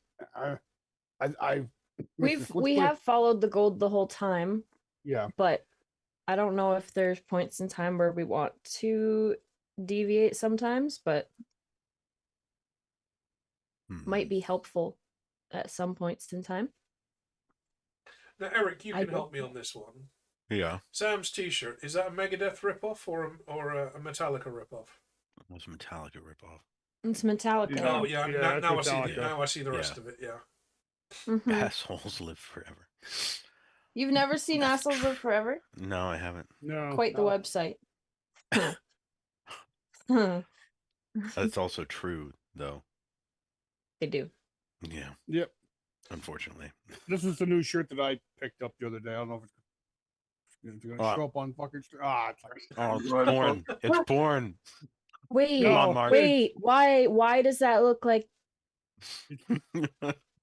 Charlie? That's exact- It Sean the is. non-believer. Sean the Sean the non-believer. No non-believer. fucking way. No fucking way. Yeah. I need to find that shirt. It's Oh, a my sister would Leopleurodon, freak. Charlie. They took my balloon. Oh my god! Where did you get that? It's what's the name of the place? Let me look into my email. It is a. It was. I found it, literally. It came off Facebook. Believe it or not, it was one of my ads that shows up on my Facebook feed. Don't One turn of it those down. That is t-shirts. amazing. I've quoted that my whole freaking life. It's a place called Geekbit t-shirts. Geekbit shirts. That's the name of Dig it. or gig? Geek. Geek. Oh, I've heard Geek. of that. Yeah, Oh, Geekbit I just did shirts. apparently it picked up that I just did a thumbs up. No, I don't think I have that turned on. Like, no, yeah, no, no. no, no. I It's thought not I getting turned that. that on. No, wait, don't do that. What about But this yeah, Zip. Charlie the Unicorn. That's amazing. I saw that pop up. I'm like, oh, I gotta have that. And I don't know how many people are gonna actually recognize that. But I feel so good that you I'm blown away. Charlie. Right, what you the following the internet was line? truly meant for. I feel like we're following the line at least Yeah, for Okay. now. this time. Yeah. You continue along the line for another 10 or 15 minutes, and then you come to a junction. You can go straight ahead, or you can go to the left. The line bends to the left. Stay to the left, guys. Stay to the fuck. Keep going with the line.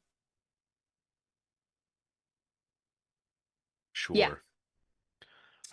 Okay. Shiny. It's a path. Shiny. It's a halfway lit path. You continue for about another 10 minutes, and then you come to a doorway.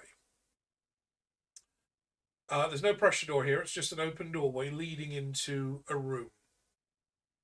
And this room is a little unlike anything you've seen yet. The floor, at least from where you're standing, the floor you can see is pristine in front of you. But it is illuminated. There is a dull orangey red glow coming in from that space, and it's creeping into the corridor in front of you. The floor is, again, perfectly polished smooth, but in the kind of background, just caught by the glow of the illumination, you can see what could be stalactites just hanging down. Just like you're just seeing the tips of them through the doorway. just the tip. Just the tip. Hmm. But it's glowing on the floor. Well, no, the floor is illuminated by something that's glowing. But we don't know what it is. Well, you can't see from here. We're not lava. That's what I was gonna say. Floor's lava.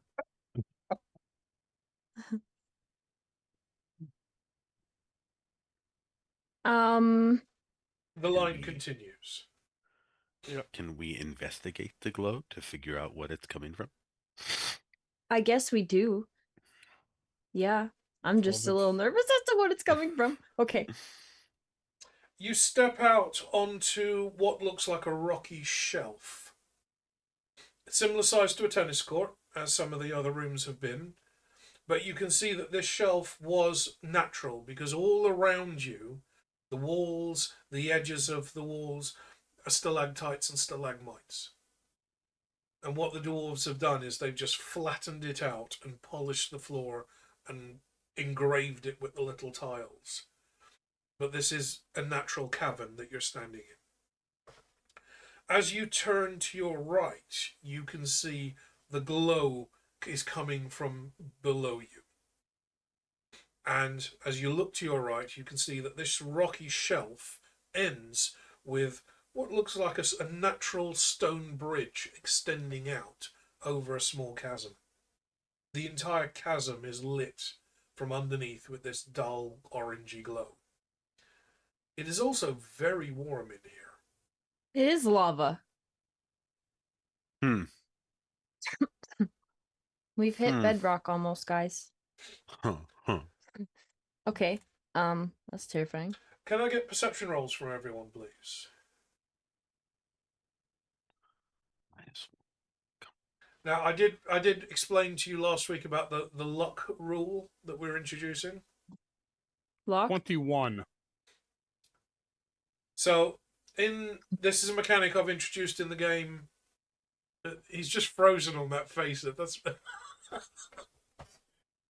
Can I? Can I this use is a my luck? mechanic that I've introduced in the live game. I'm sure I told you about this last time.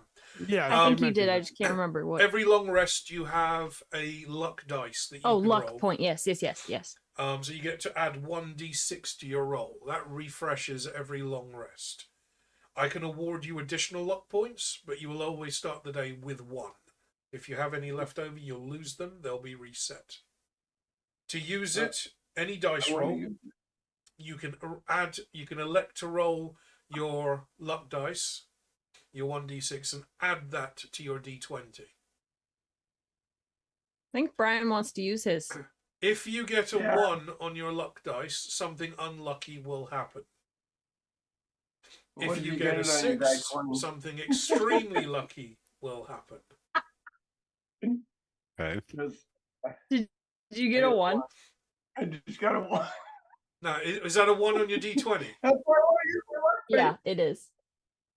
So I got an what- 11, by the way. What were you rolling for? Ah, yes, I Perception. remember now. Yeah. Perception. We were rolling Oh, yeah, what's perception. going on? Perception. Perception. And I got a 21. Oh, that's a 19. Wait, right? Yeah, that's a 19. Plus. I'm pretty sure Brian went to use some special thing on Perception. his helmet and pressed the wrong button. Yeah. Yeah, I it got turned on the 22. infrared and like everything went white. So Brian tries to activate a feature on his helmet of Offla, and it okay. 2. Let's say it transforms instead of displaying the head of Offla on this mask helmet that he wears. It now looks like it's clown face. So Offla appears to be wearing clown face. Terrifying. Oh, he's Also, your Drivers of the dark mind. vision, night vision mode on the helmet is now malfunctioning. Great. Diamond, good to see you back in the room, sir. Diamond anvil. Whoop whoop. I assume that's the diamond you're talking about. Yes, it is. I don't have it up. Mhm. We should start calling him Mr. Shine. Yeah, Mr. Shine. Him Diamond. Okay, I got 22. Okay, Nice. You got For those a of- I got a 21. for those of you that rolled above 12, apparently it's only 2 of you. I rolled an That's- 11. Come on. I'm scared.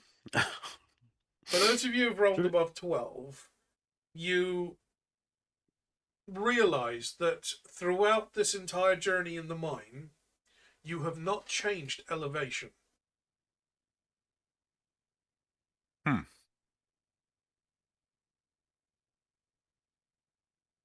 Now, I'm going to take that on the back of Sam's comment about them hitting bedrock.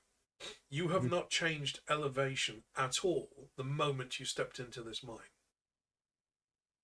You haven't gone uphill, you haven't gone downhill, you've just gone left and right. Okay. Yes. Now, Here we have a bridge. the rocky shelf in front of you, you can see that the bridge does appear to be made out of solid rock. Whether it was carved this way or not, you can't tell from where you're standing. But you have this rocky shelf about the size of a tennis court, and then a bridge that continues to extend to the other side of a chasm. The other side is a solid rock wall, but you can see that there is a shelf that has been carved out, and that's what the bridge is connecting. On that shelf, you can see what looks like almost like a winner's podium. You've got space for 3 people potentially to sit or stand. Okay. Oh, The this whole- is the court. They throw them off the bridge. The whole space, the cavern above you, the cavern above you extends at least 50, 60 meters above you. And the whole space is illuminated from below by this orange glow. I want to see what's underneath. What's underneath? Okay, you step forward to the edge of the rocky shelf, and you kind of lean forward and look down. Yeah, I'm That doing the is same thing. exactly what I'd do because I'd be so freaking far away from that edge, like naturally. You've seen me do it. I'm like, oh, it's really far down. If anybody in chat thinks that she should roll a d20 for this, now would be a good time to redeem that. Oh my lord. Please. For Please do looking not. over the edge? Well, Your dexterity check in case does the you rogue slip. have vertigo? I oh my god. I've been doing better, okay? But I'm disoriented. As you look down, you can see that the bridge is actually carved out of solid rock. The bridge itself has stalactites hanging from it. But looking across, and then as you start to look down, you should just see a rock face that just plunges down and down and down and down. Oh boy. Right, Diamond has redeemed her old d20. So let's set a course. threshold here. Let's say 50-50. Above a 10, she manages to keep her footing. Oh no. Below a 10, she gets a bit of the dizzy spells as she starts looking further and further down and leaning further and further forward. Somebody better save my ass and grab me by my Oh. coattail and reefing me back, cause shit. So I have to roll for what? No, I've rolled on screen. Ah! You're fine. You rolled an 18. Oh, that seems nice. So you lean forward. You start to get a little bit little bit lightheaded as you're leaning forward because you're expecting to see the bottom, and you're not. And you're fuck is leaning the light forward, coming and from you then? still can't see the bottom. I'm just laying on there with like my hands and like, Eventually, yes. hello. You're kneeling down, looking over the edge, and you have to resort to laying down flat and hanging your head over to see all the way down to the bottom of this chasm. And all you can And see is just this dull orangey glow kind of coming up towards you. But just a glow, but we can't actually see the bottom. No.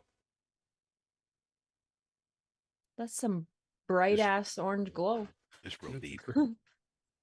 Okay, It is a long way down. let's not fall, Yes, dudes. Let's not yeah, fall. let's.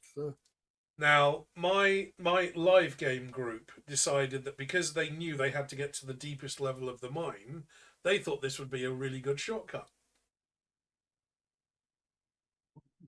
So the flying carpet that they had purchased when they were in the Jelly BB, which of course was a massive tourist trap, but knockoff.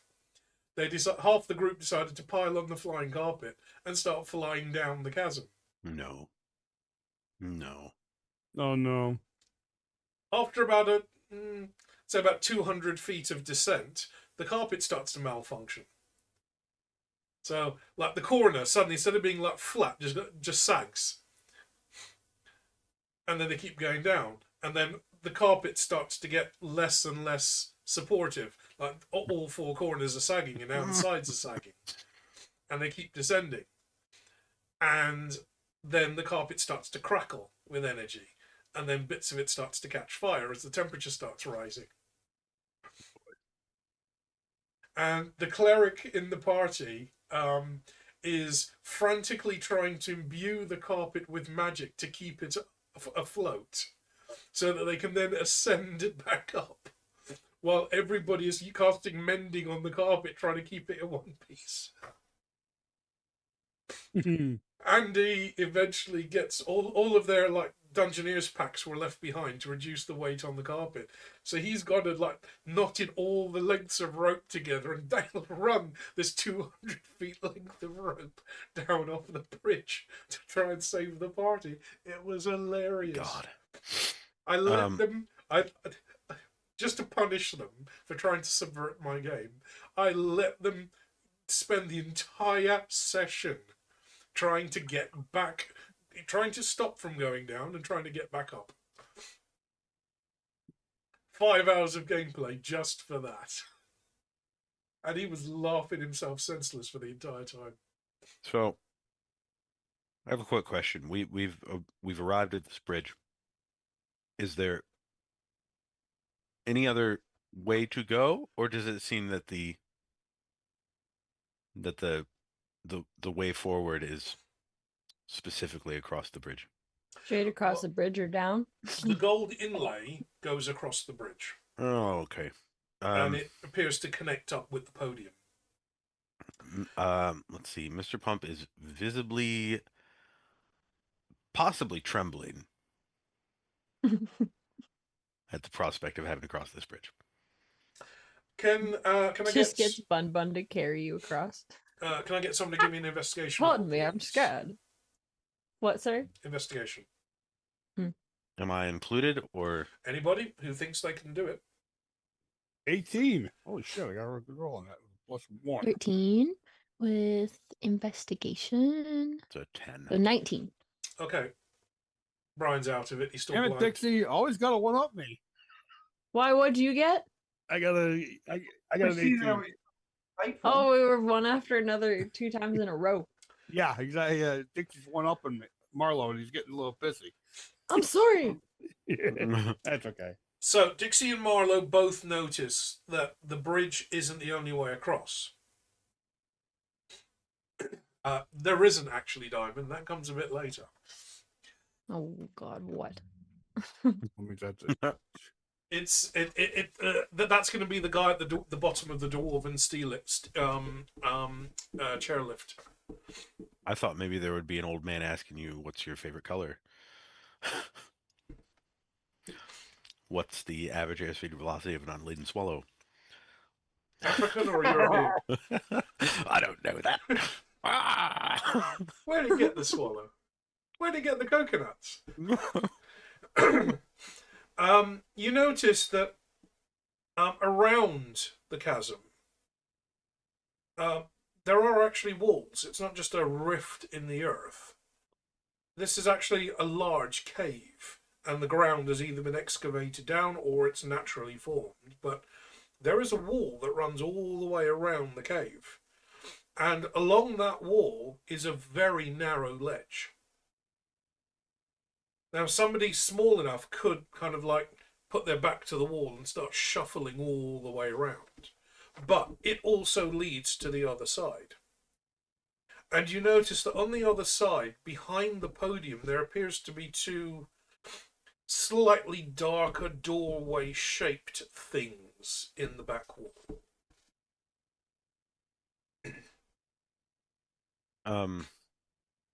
How wide is the bridge? The main bridge? The main bridge is about 3, maybe 4 feet wide. Okay. Enough for 2 dwarves to walk across side by side, or one who's particularly agoraphobic. No. Mm-hmm.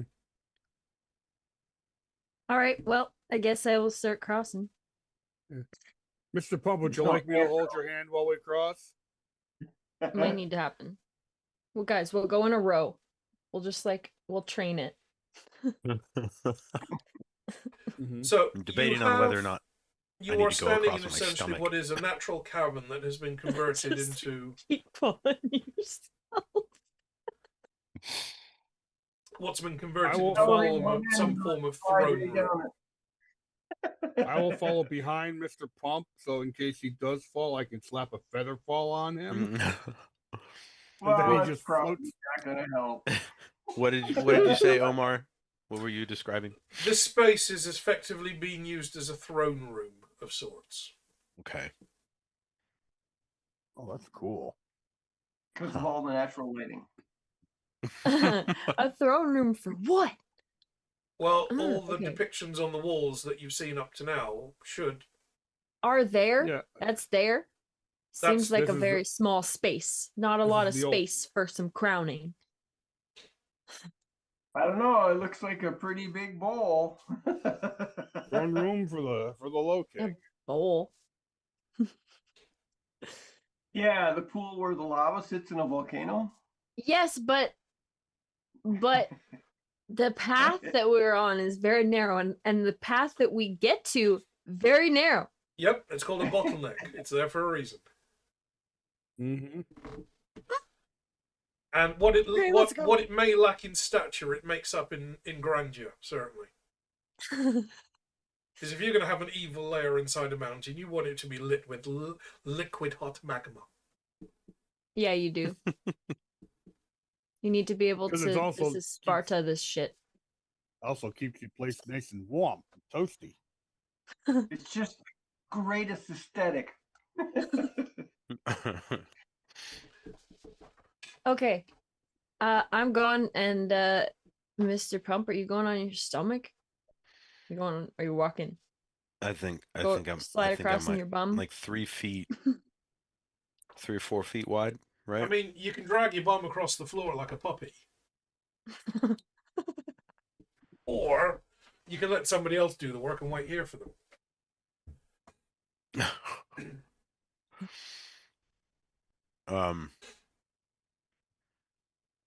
Wait. Can Bun Bun carry me?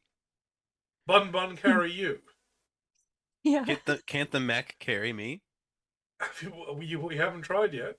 Well, We haven't. He did. He picked me up rather easily, and I was very terrified. But if I close my eyes, Oh yeah, because he lifted you up at the yeah, at the and I was like, beginning. no. But if I close my eyes, Put me down. I remember. Well, and just enjoy the sensory deprivation of the feeling of floating. I mean, hey, you know, I Or might the other enjoy thing that. is, since Mr. Pump doesn't actually breathe, either me or Sam could put him in our bags of holding. Technically. I was about He's to. kind of relax in my tub if you wanted to, and I can carry him across. I love it. I could also polymorph him into a stuffed teddy, into a teddy bear, small teddy bear, and carry him across. And then, I love. But that I still love. involves a saving I throw, though. call carrying it across. I Would love you like the me to- extent Carry him across. to which we have to go to figure this out.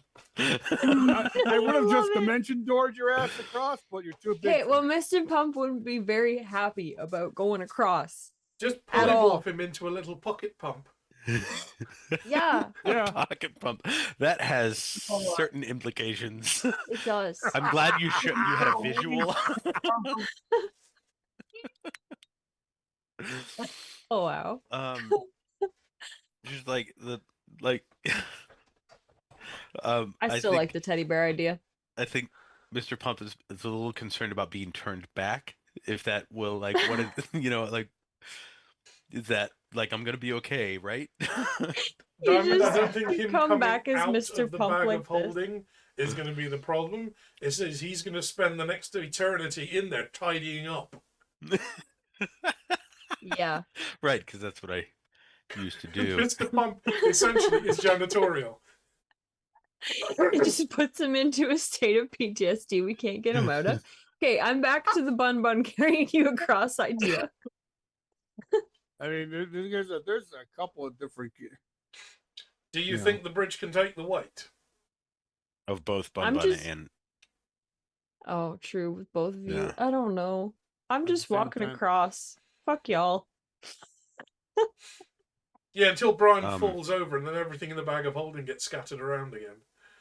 Yeah. Yeah. I mean, I feel like Bun Bun can get me out of the There bag of goes the holding. donkey. I could, like I can just polymorph you.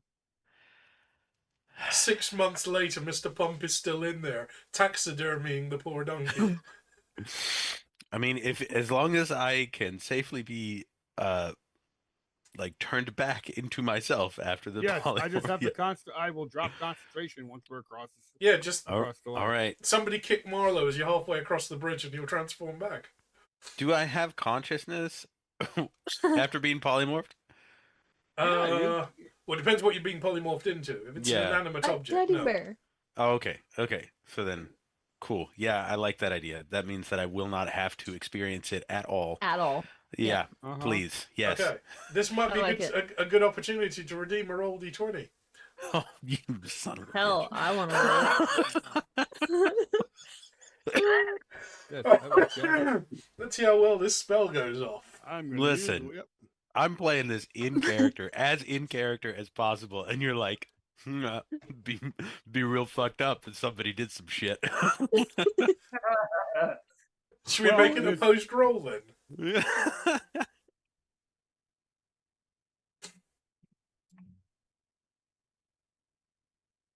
If we're doing Are a those post roll, you can burritos? use your luck dice.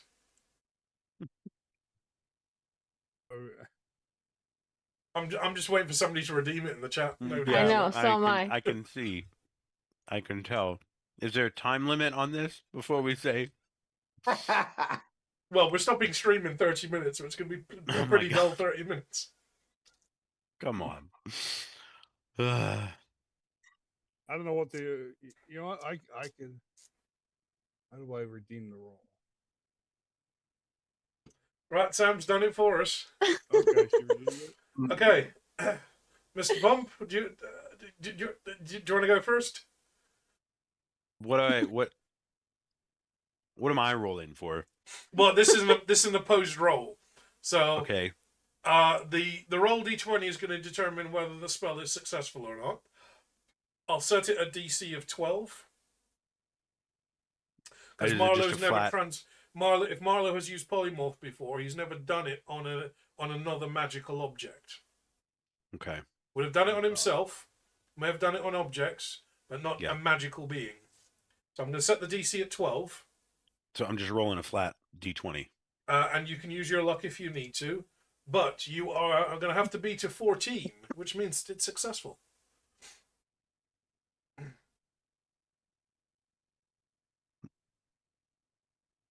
It's 6. 6? Yeah. Fuck. It's What a about your luck?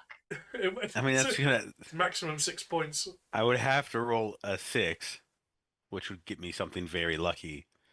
But right? what if you got a 5 and that's very lucky still? Just No, because you just added to your Maybe- d20, and he rolled Yeah. a 6 on his maybe d20. your teddy bear has like one eye or something.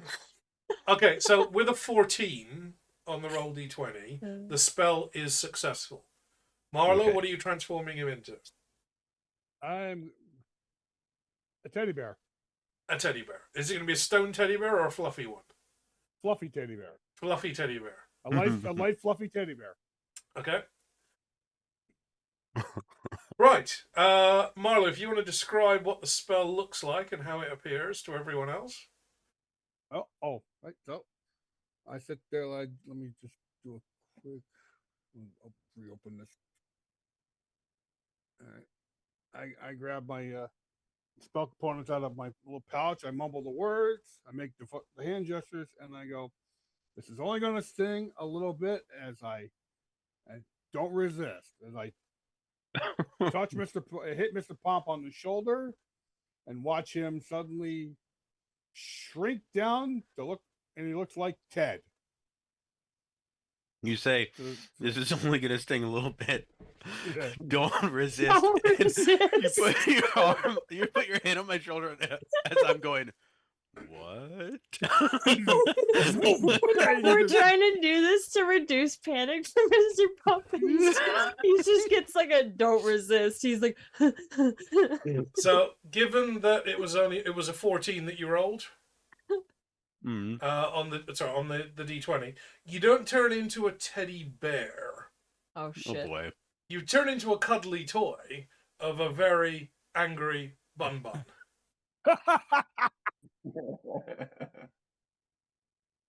I love it. I want to go show this bun bun to the bun bun. Yeah, what is Bun Bun's reaction? Yeah, I want to know.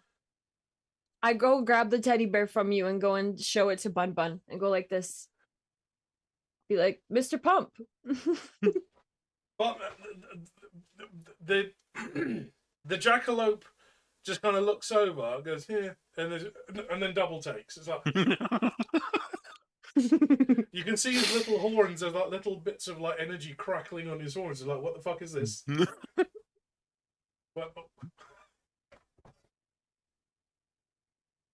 He's so grumpy. Mm. He's so cute though. That is an adorable Bun Bun. Oh, So there is a grumpy Bun Bun bear. Sorry, a grumpy plush Bun Bun. That Mr. Pump has transformed. It's Bun Bun is his Okay. spirit animal. we need to take him across. Bun Bun is Yes, Pump's so we get- spirit animal. Clearly. I will start walking across the bridge. Please do not drop Okay. I want to pet it. me. Are you just like holding him in your arm and just swinging casually? Oh my god, no. You know, like a child skipping across, just like Swiss. She probably would be. Dixie probably would be doing that. I'm like, Dixie. No, I come on." wouldn't. I'd be like this, which would probably equally drop one of us. But it's fine.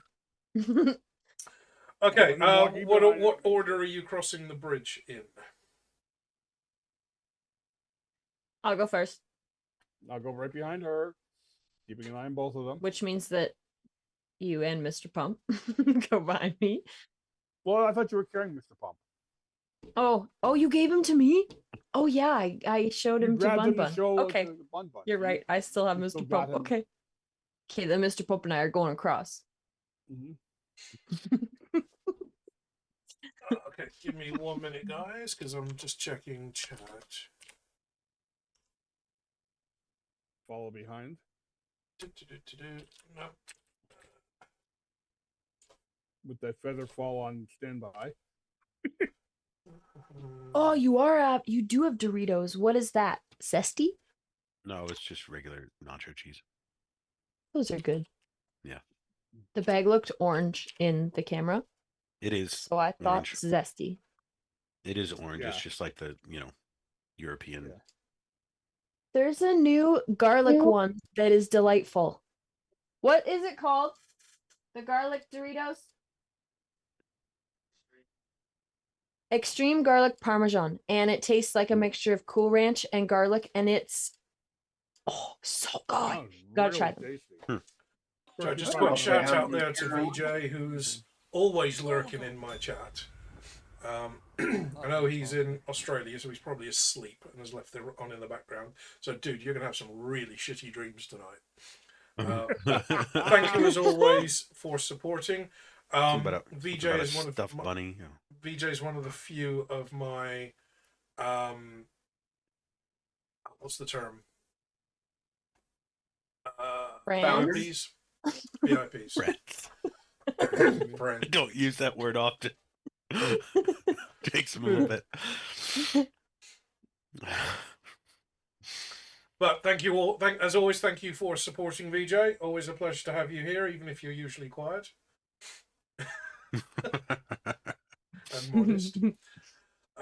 So, you are proceeding 2 by 2 or 1 at a time? I would say one at a time to give us more space on the side. Okay, who's going I first? technically have two. Sam's going first. I'm going next. And then after that would probably be Brian, then Bun Bun. Okay, Sam, give me investigation roll, please. Can I give you Seven. the assist on that? It was a third. Oh wait, that's automatic 10 then, right? If I rolled 7, I do that every time. Yeah. So you've got So 16. Yeah. 16. Okay, can I also get a constitution save from you? Okay. Oops. Oh, the fumes coming up from Wait. underneath. Yeah, it's a narrow Constitution saving throw? bridge. Yeah, it's a narrow bridge. Leather suit and a lot of heat. Well, the suit's protecting her from the heat. Oh my fucking Okay, God. wait. I realize I am an inanimate object right now, but I do have proficiency on Constitution. So can I give her the help action since she Mr. is Pump fully has the dressed? proficiency, Fucked. but Yeah. does Grumpy Bun Bun No, have the well, proficiency? but listen, I'm just trying everything I can. Constitution saving throw. He's angry. And, He's so angry. my total is a 4 currently. So Okay. Listen. I'm just saying. She's holding Mr. Pump Bun Bun version. Like I feel like that could give a proficiency in because I get a +8. I will point this out that if she drops you, when you hit the bottom of the chasm, you will return back to normal full health. Full health. He will. And then So- burn out. Mr. He would So- still survive, but I'd be dead. So listen. Okay. So listen. Okay, that's fine. Please. Fuck y'all. If you Can I give fall, her I'm the gonna- help action? Can she roll this with advantage, please? You know what we really need right now is a good chicken bazooka. I'm just saying, 'cause, like, what is Constitution? I regret not just throwing my sword. I'm teleporting over there. You mean your dagger? Yeah, that. Right, you step out. You take a few steps onto the bridge, kind of clutching Mr. Pump as tightly as possible. You can see after a few steps that the bridge is just hanging out in nothingness. Even though you saw the underside of the bridge, you can see it's made out of solid rock. You're beginning to doubt the longevity of this structure. It's I've been been here. thinking it the whole time, man. It's been here for such a long time. It's bound to fail eventually. Come on. You take Now a is couple not of the time. shaky steps light. forwards. And you're still kind of moving out across the bridge. There's no rubble, there's no dust, there's no sand anywhere to slip on. It's perfectly clean, Cubes. perfectly flat. The dwarves have done a fantastic job, as always. But you're getting a little shaky.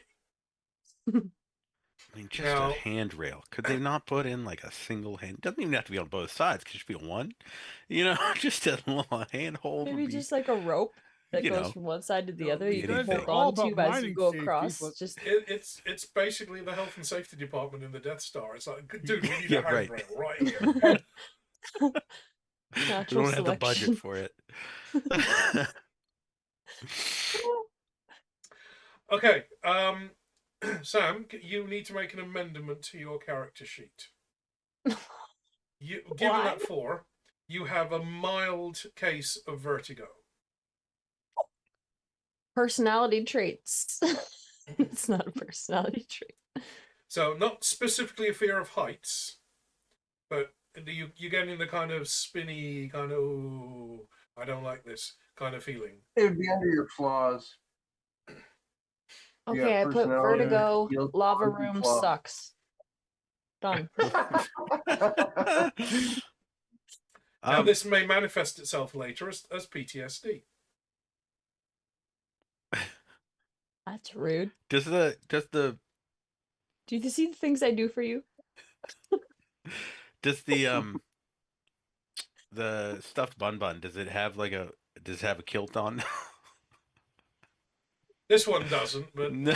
maybe it should. Should. Yes, It should. it It should have a should. kilt And on. a purple butt. It's true. And a purple front bum. Yeah. Yeah, right. All right. Okay, So, you're looking a little unsteady, but after a few moments, Marlowe steps up behind you, lays a hand on your shoulder to steady you. Oh, I thought he was gonna smack me upside the head, so that makes me feel better. No. Okay. No, trust me. The contingencies are here. We're gonna get across this carefully. We're gonna do this. You there, kiddo. We're going. And the pair of you plus the grumpy bun pump managed to make it across to the other side. The bridgeway takes you about 10 minutes to cross it. It's quite a long approach. I was gonna say it's a long ass bridge. Yes, the point is that everything leading up to this space has been one bottleneck after another. It's designed to be defensible. The only way Yeah. across will take you 10 minutes. And if there are archers on the other side, you ain't getting across, are you? I love how we didn't check. I love that Well, there too. is a thing called a shield spell. Just What? like the bun will protect us. Thank God Mr. Pump can't see what's going on. He's like, seriously. he's so Traumatized. The power of pump compels you. Oh, I okay. like it. Be a trail of bricks behind him. Pea gravel.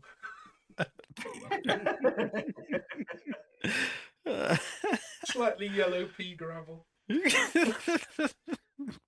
gravel. That's just Okay, wrong. given that Gerald is half blind, are you taking your helmet off?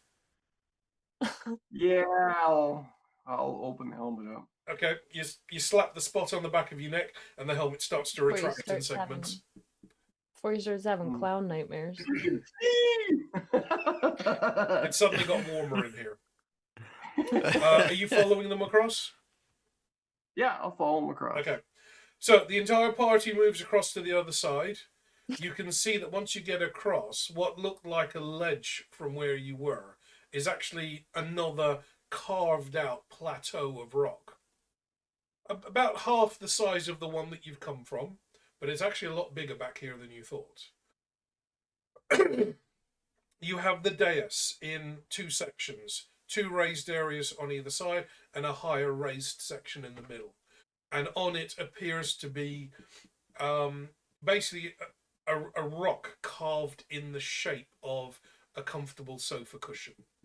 It's even got the little tassels on the corners, but made out of solid rock. Not a scone? Well, this is the stone that he would have sat upon. I dare one of you to go sit in it. Marlo takes her up on the Oh and walks yeah. over and sits in it. And once we all got across, I dropped concentration on polymorph so that Mr. Pump could return Make to sure that she set me down. Yeah. Just like crushes me completely. It's like, get off my toe. Oh, my kidney. Okay, I will set Mr. Pump down, give him a little pat on the head because he's soft right now and we're not going to feel that anymore. Could have set me I up. will Thrown, pet that would him be and great. stroke him and call him George. And step back, and I will come on back. And to he us, will be Pump. my squishy. I come back Great. saying, "What?" Okay, And Mr. feeling Pump is slightly fuzzy for some transformed reason. back into his Yeah. normal shape. Itchy. Yeah. Itchy everywhere. Never felt itchy in my life. All of a sudden, I'm like, "Ugh." Yeah. You just feel like you need a good dust bath. Right. Where's one of those cubes? Yeah. And I go up and I sit on the throne. Okay. Fuck it. That's got to be the next emote, is Mr. Pump floating in a gelatinous cube. That is a good one. That's a good one. Maybe with Bun Bun next to it. Oh, right. Oh, Okay, so Mr. Pump is mostly back to normal. Yeah.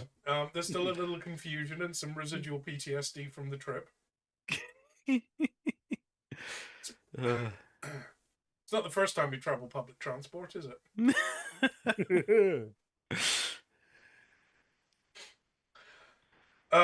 Did somebody say they were going to sit on one of the stones? Yes, Marlo. Okay. Which one? The center. Center stone. Yeah, the center stone. Okay. The cushions are quite small, so it gives the implication that you're going to be sitting cross-legged. Mhm. And dwarves are quite short, so it's a very small cushion. Probably not much bigger than a dinner plate. Okay. You pop yourself down onto the cushion.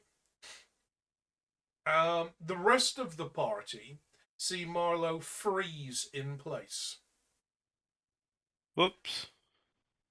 with an odd expression on his face, frozen. Something just go up his butt. Marlowe, on the other hand,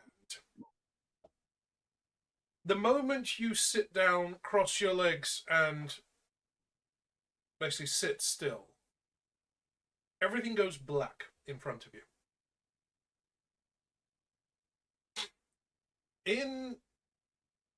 in your mind, you are still in this cavern. But the lava light has gone. The slightly uncomfortable feeling of the stone underneath you has gone. You can't hear your breath. You can't see anything. But you can hear something that sounds like slithering. Okay. Something very, very quietly moving across a smooth floor. Almost like the sound of a slipper being dragged across the carpet. What the heck did I miss? I was gone for 2 seconds. It's dark. You feel cold. But you Across feel... the where we just This is just are? Marlowe. This is just Marlowe. But Oh, you saw me sit down on the stool, and I went like, and froze. As far as you're concerned. You feel cold. You also feel a chill run up your back and spread out across you, and you start to shiver in place. Mm-hmm. In your mind, you hear a very wet, greasy, slippery sounding voice. What is this? What? What is this in my space?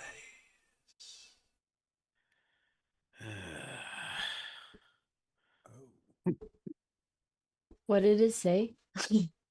What Oh, is no. this in my space? Yeah. What is this in my? Just some. You got to bring the mic a little closer. What has been brought before me?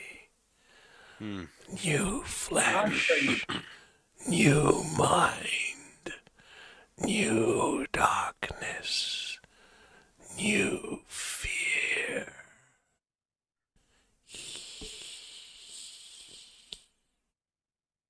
Just trying to figure It's out. almost like the time that I confronted Offler.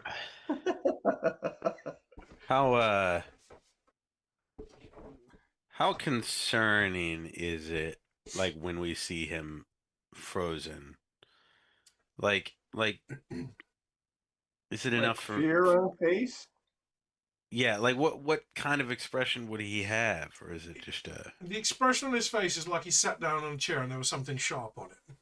okay? And it's just frozen. It's like, and it's frozen in place. Could Mr. Could we Pump's have- thinking this is fantastic payback. could we have I was gonna ask if I could pick him up, but I might end up like crushing his arms or some shit. So Yes, it's Could- always an opposed strength roll for you. yeah, exactly. Could Bun perhaps pick him off of the What, with the mech suit? Just like the claw. Call me. Yeah, you Right know. on my head. Just picks him up and then it slips out and drops him.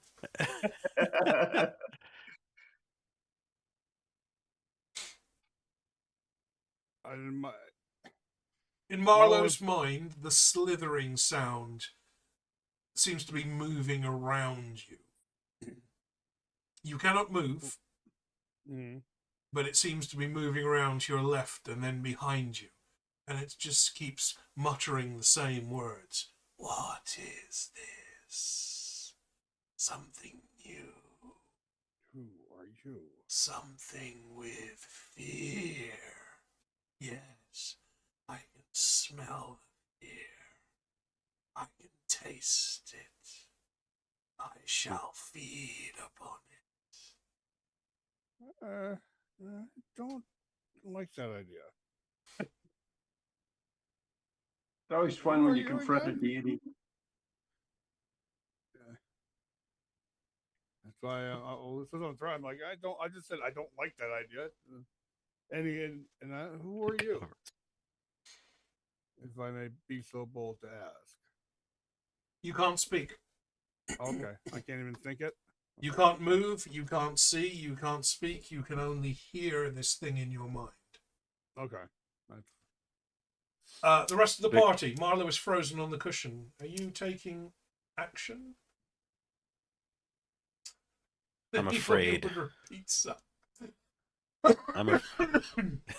Did anybody order a pizza here? I'm gonna try to get his attention and start like snapping and Marlo and like poking him in the nose and trying to get him to snap out of it. He's not responding at all. Okay. Can I or Bun Bun try to move him off of the seat? Okay, give me a strength saving throw. Strength saving throw. This is my problem. Like, okay, what's bad? Do I want to roll high? You want to roll high because that means Okay. you're controlling your strength enough that Okay, you're not going to strength injure saving throw. That's good. him. So you get all your Hey, bonuses. all right. That's a 19. Okay. You manage to pick Marlowe up off the cushion. And the moment he leaves contact with the cushion, his body just goes limp again, and Marlowe's back awake. And I'm just I'm just gonna set him off to the side, away from the cushion. I'm like, I'm looking around the cushion. I'm like, what the fuck did that? Can I get a perception roll from everyone, please? Where's my marker? I don't know if I want to roll this again. I need a marker. It's a Bloody 6. hell. 13.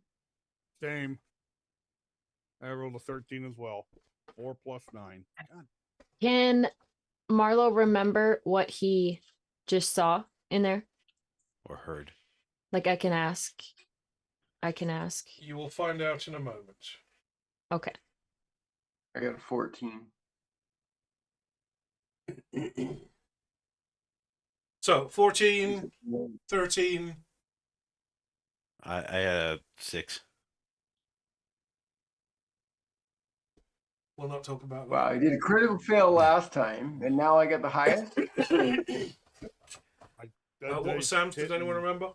13 Same also. as mine. 13. Yeah, the 13. Okay.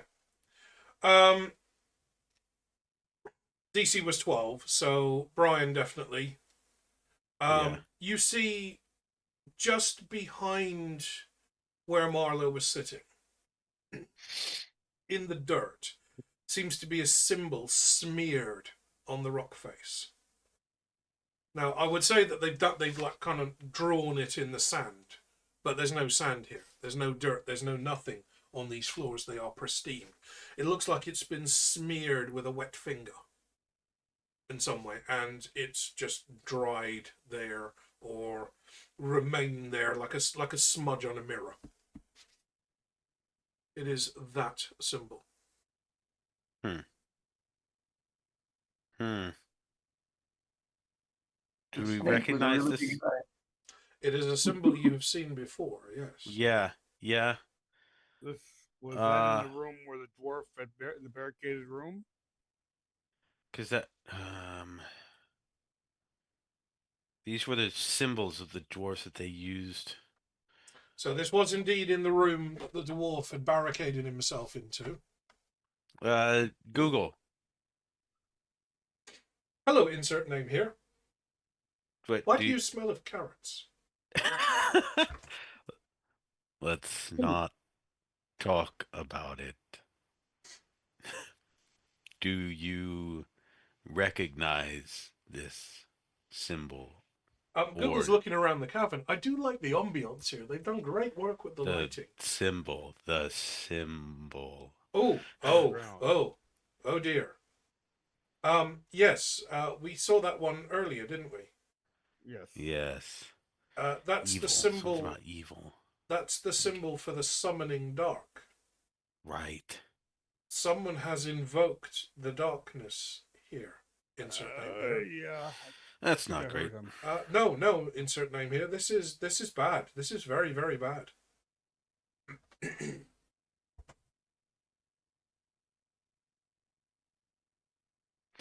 Well, at least it's not the darkness hunting you one.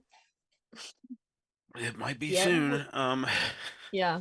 Should be so sure about that. Book cuttings? Insert name here. Yes, actually, this is the darkness hunting you, one? Oh, yeah. This symbol appears to be drawn behind what appears to be a very rudimentary dwarven throne.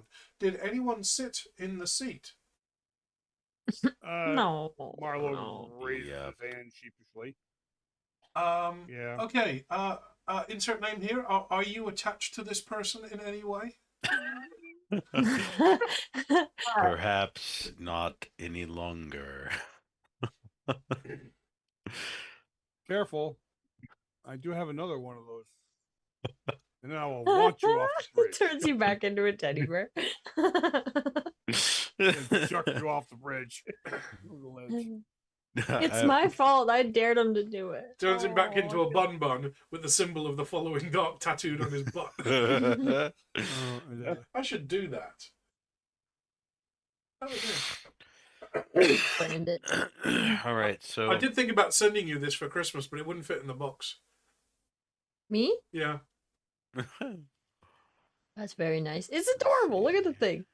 There was already too many So pajamas angry. in there. It wouldn't fit in the box. I have. The one that I got you. Yeah, I was gonna say I've got Brian's. I have so much stuff around here though. I don't know which shelf it's on. There's lost shelves. But yeah, there's the gray bun that was after Evers died.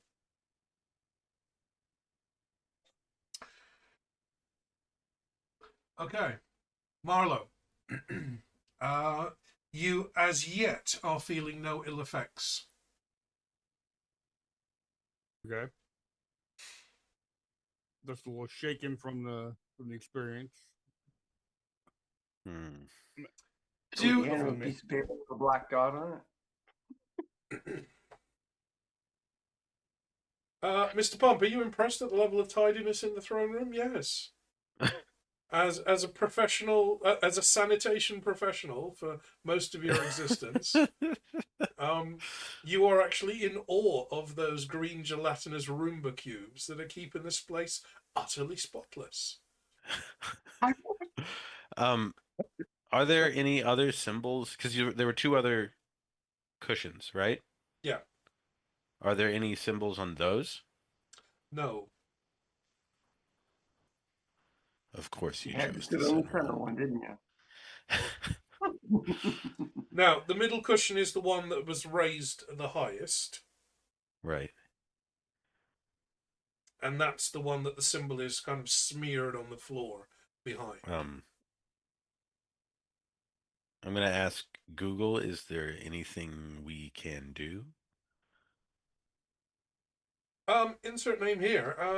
According to Dwarven lore, once the darkness has been summoned, it will prowl and manifest. It feeds on fear. The more fear it finds, the stronger it will become. The more it will be able to manifest its powers. There is very little written. This is... I don't know how to describe it in human terms, but this would be akin to summoning a demon or summoning the devil. The fact that it's been done here in the throne room behind what used to be the dwarven throne indicates something very bad was happening here.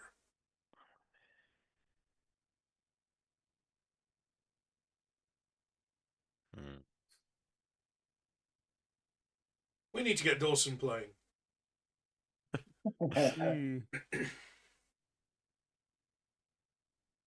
Have him be a Omar said barbarian. we need to get you playing. Yeah. Sorry, I didn't hear that.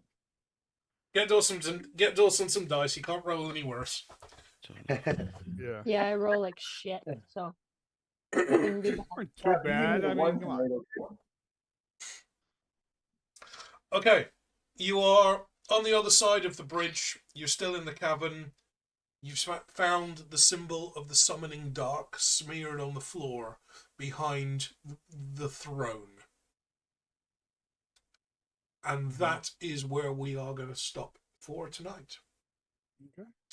I want to keep it at, it's midnight my time, so we've been playing for 3 hours. I think that's sufficient. We're still easing back into our game. Yeah. Right. So, everybody in chat, thank you very much for joining us. I hope you've enjoyed today's session. Let me... No, that's my Zoom window. That's still my Zoom window. Let me get Twitch up. Do we have any suggestions for a raid? Let's see. James Lee is up. He's James streaming. Lee. James Lee did raid us last time, didn't he? Oh. Or was that Sam's stream? I do remember a James Lee raid of recent. You're still muted, Sam. He did raid my stream, and I've been watching his stream a decent amount. It's funny. Is he still playing Final Fantasy? It's Disco Elysium, which kind of looks like Final Fantasy, but it's absolutely freaking hilarious because it's like one of those unhinged games that have like wild dialogue and weird stuff happening. I think we have our raid subject then. Unless anyone has any other suggestions. No. Mm-mm. One's probably not in the ones that I follow there. I mean, I'm not raiding anyone who's got cat ears on, Brian. Lily of the Graves, but she's Dead by Daylight. But Yeah. Ruthless Night Sister is doing Dead. It's funny you say that because Pixel Kitten does have cat ears on. Bunny ears we could probably deal with about now. That would be quite appropriate. Mm-hmm. Okay, let's go and say hello to James.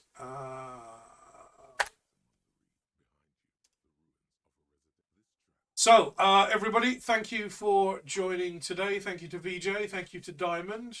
A nice welcome to Taurus Moon, who apparently knows Sam. We only found this out earlier. And also Green Dolphin, thank you for joining and saying hello. Hope you've all enjoyed today's session. You kind of coming in mid-campaign as well. But that's it for tonight. We are going to be back. We all good for 2 weeks from today?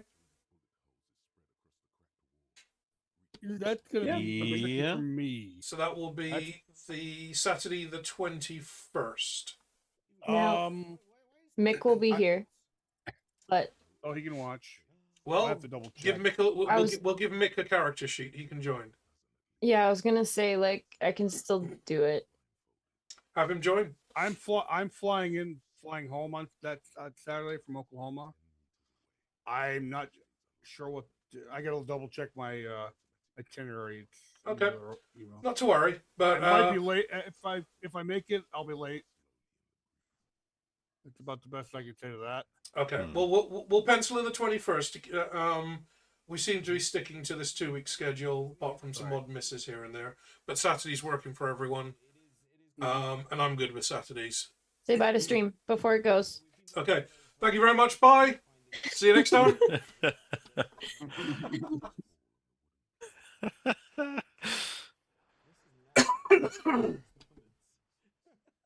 I mean, A long I time like the has Saturday passed thing much better since than the the moment of this Friday revelation. thing. normally. Thanks for the raider, Marco, and welcome you 5 lovely I don't people. have